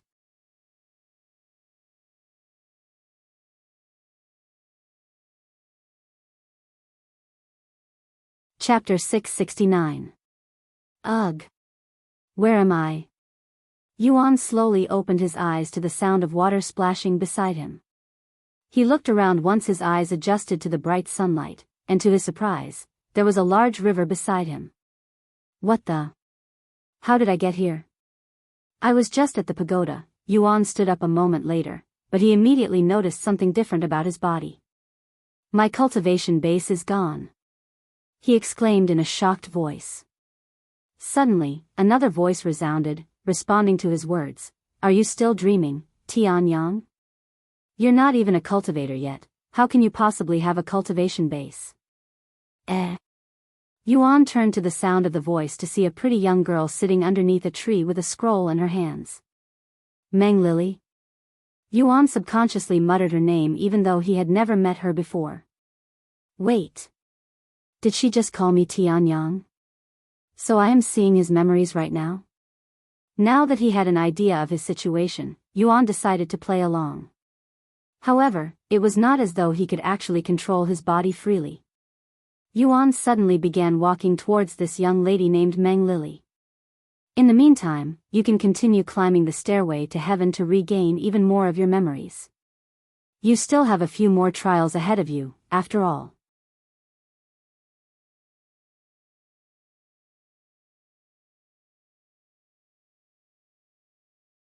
Chapter 670. Don't screw with me. You're just wasting time. Why can't you tell me what really matters? I don't care about the other memories. Yuan frowned at the handsome man's words. Now that wouldn't be fun at all, would it? Furthermore, who tells a story that starts from the middle, the most exciting part? That makes no sense and will only take away the excitement. The handsome man casually shrugged. Anyways, I won't keep you here any longer. Have fun with the rest of the trial. The handsome man disappeared the next moment, and the scenery began to disappear shortly after. In just a few breaths of time, Yuan returned back to the arena with a starry background. Congratulations on passing your first trial, master. Tianer's voice resounded. Yuan looked up into the darkness and asked, how many more trials do I need to complete before I arrive at the next realm? After a moment of silence, Tianer said, I cannot answer that question, master, as it's different for everyone. Some require 4 trials while some only require 1 trial to ascend. What? How is that even fair? And how are the trials decided? They are decided by the participants' talent, destiny, and if they are helping others ascend. The more talented you are, the more difficult the trials will become. Destiny? You're telling me that the stairway to heaven can tell someone's destiny? That is correct. Then can you tell me my destiny? That is not how this works, master. He's an array master. Someone there exclaimed after realizing what had blocked the attack.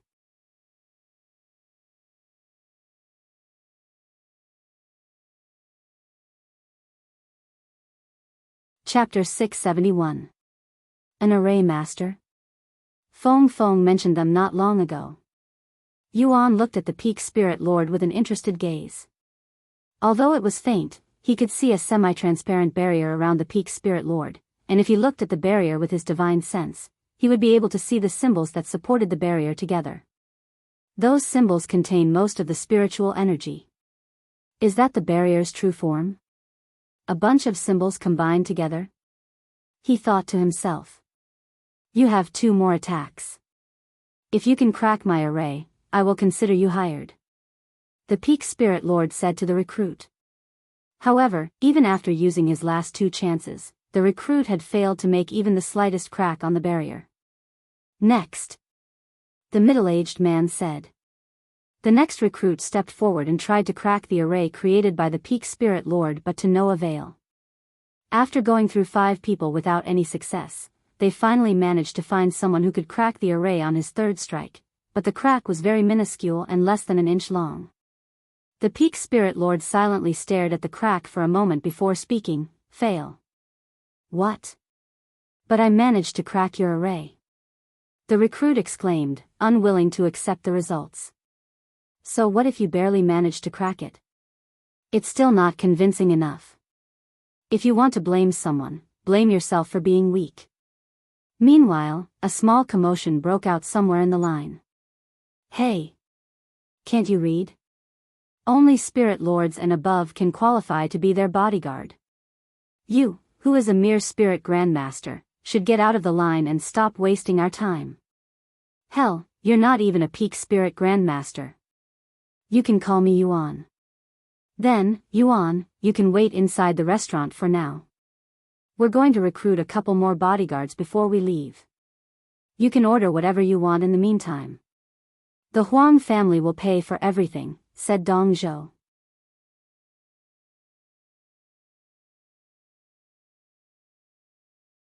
Chapter 672. Yuan proceeded to make his way into the restaurant after being accepted as a bodyguard for the Huang family. Please wait a second, Yuan. A soothing voice suddenly called out to him just as he was able to enter the restaurant. He halted his movements and turned around to see a pretty young lady walking out of the carriage. Yuan's eyes widened with surprise when he saw this young lady. Lulu? What are you doing here? Yuan subconsciously blurted out loud, as this young lady greatly resembled Chu Liuxiang. From her brown hair to hazel eyes, it was almost as though Chu Liuxiang herself was there. However, after closer inspection, although very minor, there were some differences. Lulu? The young lady raised her eyebrows. Sorry, I mistook you for someone else. You look very similar to one of my friends, he corrected himself. The young lady chuckled at his words and said, My name is Huang Shaoli. If you don't mind, may I accompany you in the restaurant? I'm feeling a little hungry, too. Yuan looked at the middle-aged man standing beside Huang Shaoli. Entertaining my family is also part of your job as a bodyguard, he said.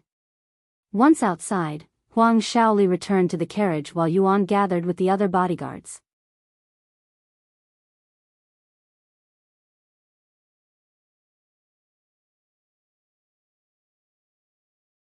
Chapter 673. My name is Huang Chen, head of the Huang family. Inside the carriage is my wife, son, and daughter. Your mission is simple, to make sure no harm comes into their way until we arrive at our destination, the Giant's continent. It's about 100,000 miles from here to the Giant's continent, but with the ship we're riding, it will only take a little over a week to get there, and as mentioned, you will receive 10 million gold coins for your service. We will give you 1 million gold in advance and the rest once we arrive at our destination. Of course, you can get more than 10 million gold in total with bonuses depending on your performances. If any of you die while protecting my family, I will make sure to pass your money to your family for you. Do any of you have any questions? None of the guards said anything. Good, then we'll make our departure in an hour. We'll be waiting for you at dock number 9. If you're all ready before then, we can leave early. Huang Chen entered the carriage afterward and left the scene without waiting for them. And since Yuan had nothing else to do, he immediately followed them to the docks. There were 5 other bodyguards besides Yuan that had passed the test, 4 men and 1 woman, and they were all between the 7th level and 8th level Spirit Lord. An hour later, everyone gathered at dock number 9. The carriage was nowhere to be seen and the Huang family was revealed in full. Welcome to the Immortal Monastery, where we make immortals out of mortals like you. However, you will not become disciples immediately. All of you will start out as servants, and if you can learn our cultivation technique that we provide to you in less than 4 years, you will be promoted to being an outer court disciple. The old man that picked them up from their village said as they approached the mountain range.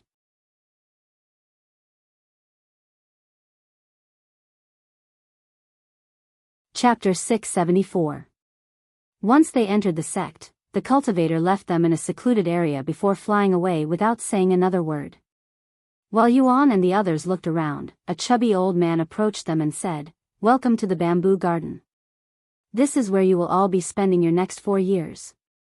While you are here, you are required to do labor for the sect, such as cutting wood and gathering water. Of course, if you manage to learn the cultivation technique before then, you'll get to leave earlier. Your schedule will be very simple. There will be a quota for each of you every week that must be completed, or you will be punished. I don't care when you finish it. You can finish it on the first day of the week or even the last day of the week. As long as you meet your quota, you can spend the rest of your time cultivating. Any questions? Oh, you can call me Senior Co. Good. Follow me. I will show you the important facilities before I take you all to receive your uniforms and cultivation technique. Yuan and the others began following this fat old man through the bamboo garden. This area right here is the cafeteria. It will only be open 2 times a day for breakfast and dinner. If you fail to complete your quota, you will lose access to the cafeteria until you finish it. This is the bamboo stream. You can wash your clothes here. If you go a little further down, you can even catch fishes. Do not gather your water here for your quotas. There is a separate area for that. That building over there is the training hall. You can go there to train your body, but there won't be any instructors to give you guidance. That is a privilege only for official disciples.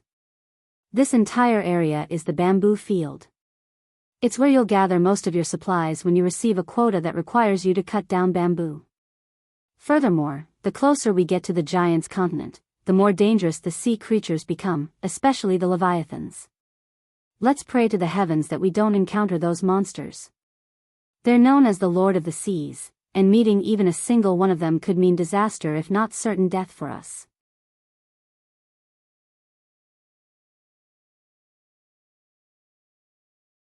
Chapter 675. The ship stopped shaking shortly after the voice disappeared. Looks like they have managed to deal with the sea demon, Qin Kai said before going back to his cultivation. Yuan also closed his eyes and returned to looking through his memories. A few weeks have passed since he became a servant of the immortal monastery, yet he hasn't been able to learn the cultivation technique, which is a far cry from Yuan's ability to learn even heaven-ranked techniques within minutes. Becoming a cultivator is much more tedious than I'd anticipated.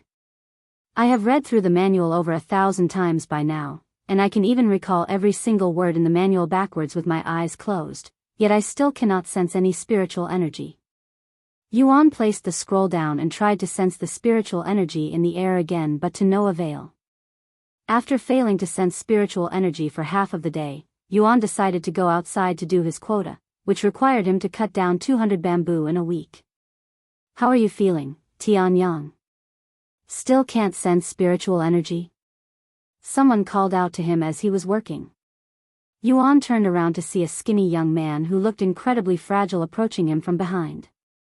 After saying his goodbyes to Ning Zixuan and the place, Yuan left the bamboo garden and was taken to the outer court by the same person who brought him to this sect, unaware of the countless challenges that were waiting for him there.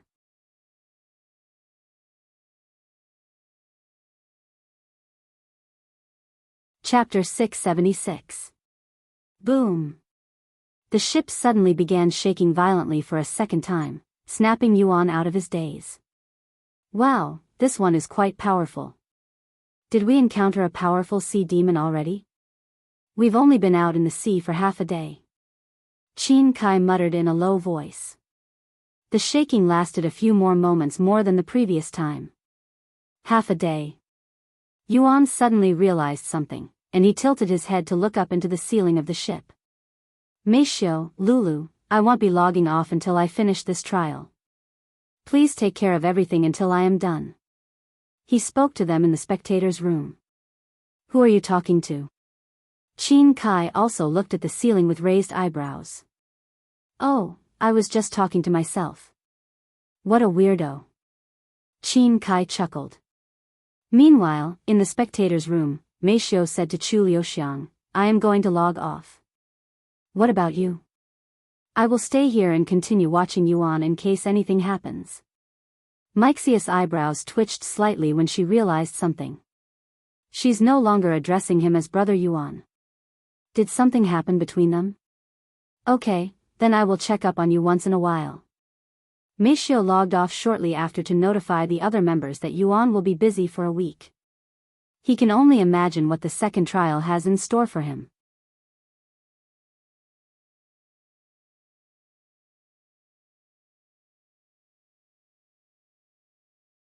Chapter 677.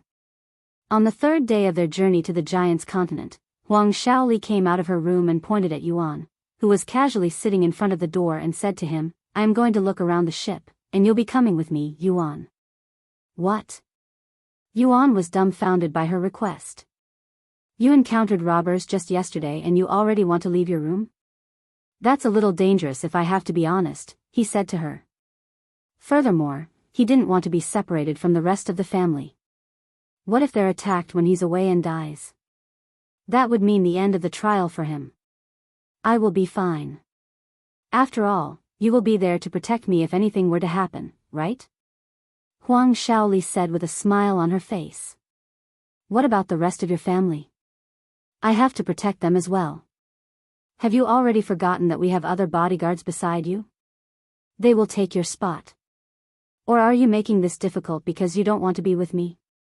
Do you find me bothersome? That's not it. Yuan sighed. Then it's decided. You're coming with me to explore the ship. Yuan gave up and nodded his head, but we still need another bodyguard. Qin Kai raised his hand and said, I can. However, he was quickly interrupted by Huang Shaoli. I have already spoken to my father. I can take just one bodyguard with me. You can go confirm with him if you'd like. That won't be necessary. We trust your words. Qin Kai said. He then turned to look at Yuan and said, Go ahead and protect the young lady. I will call one of the other guards to take your place until you return. After pondering for a moment, Yuan nodded. Let's do it.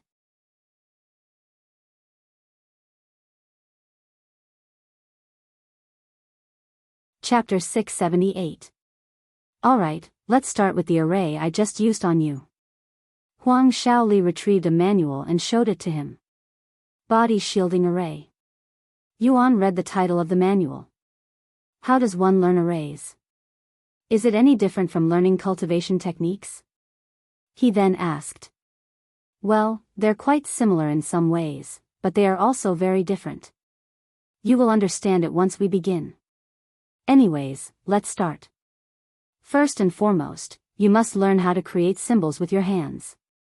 Allow me to demonstrate it. Huang Shaoli then raised her hand and began writing in the air with her index finger. There was a warm-looking light on the tip of her fingers, and everywhere it went, it would draw a line in the air, eventually creating a symbol that floated in the air. I don't expect you to draw a symbol on your first try, so you should just try drawing lines in the air like this. She then waved her finger around, creating a long, glowing line in the air. In order to do this, you must collect your spiritual energy on your fingertip and imagine drawing in the air. Trust me, it's actually much harder than it sounds. Just mastering this technique alone requires months of practice. Okay, let me try. Yuan closed his eyes and gathered some of his spiritual energy onto his fingertip. So that's how an array master fights, huh? Yuan mumbled as he watched their battle from afar.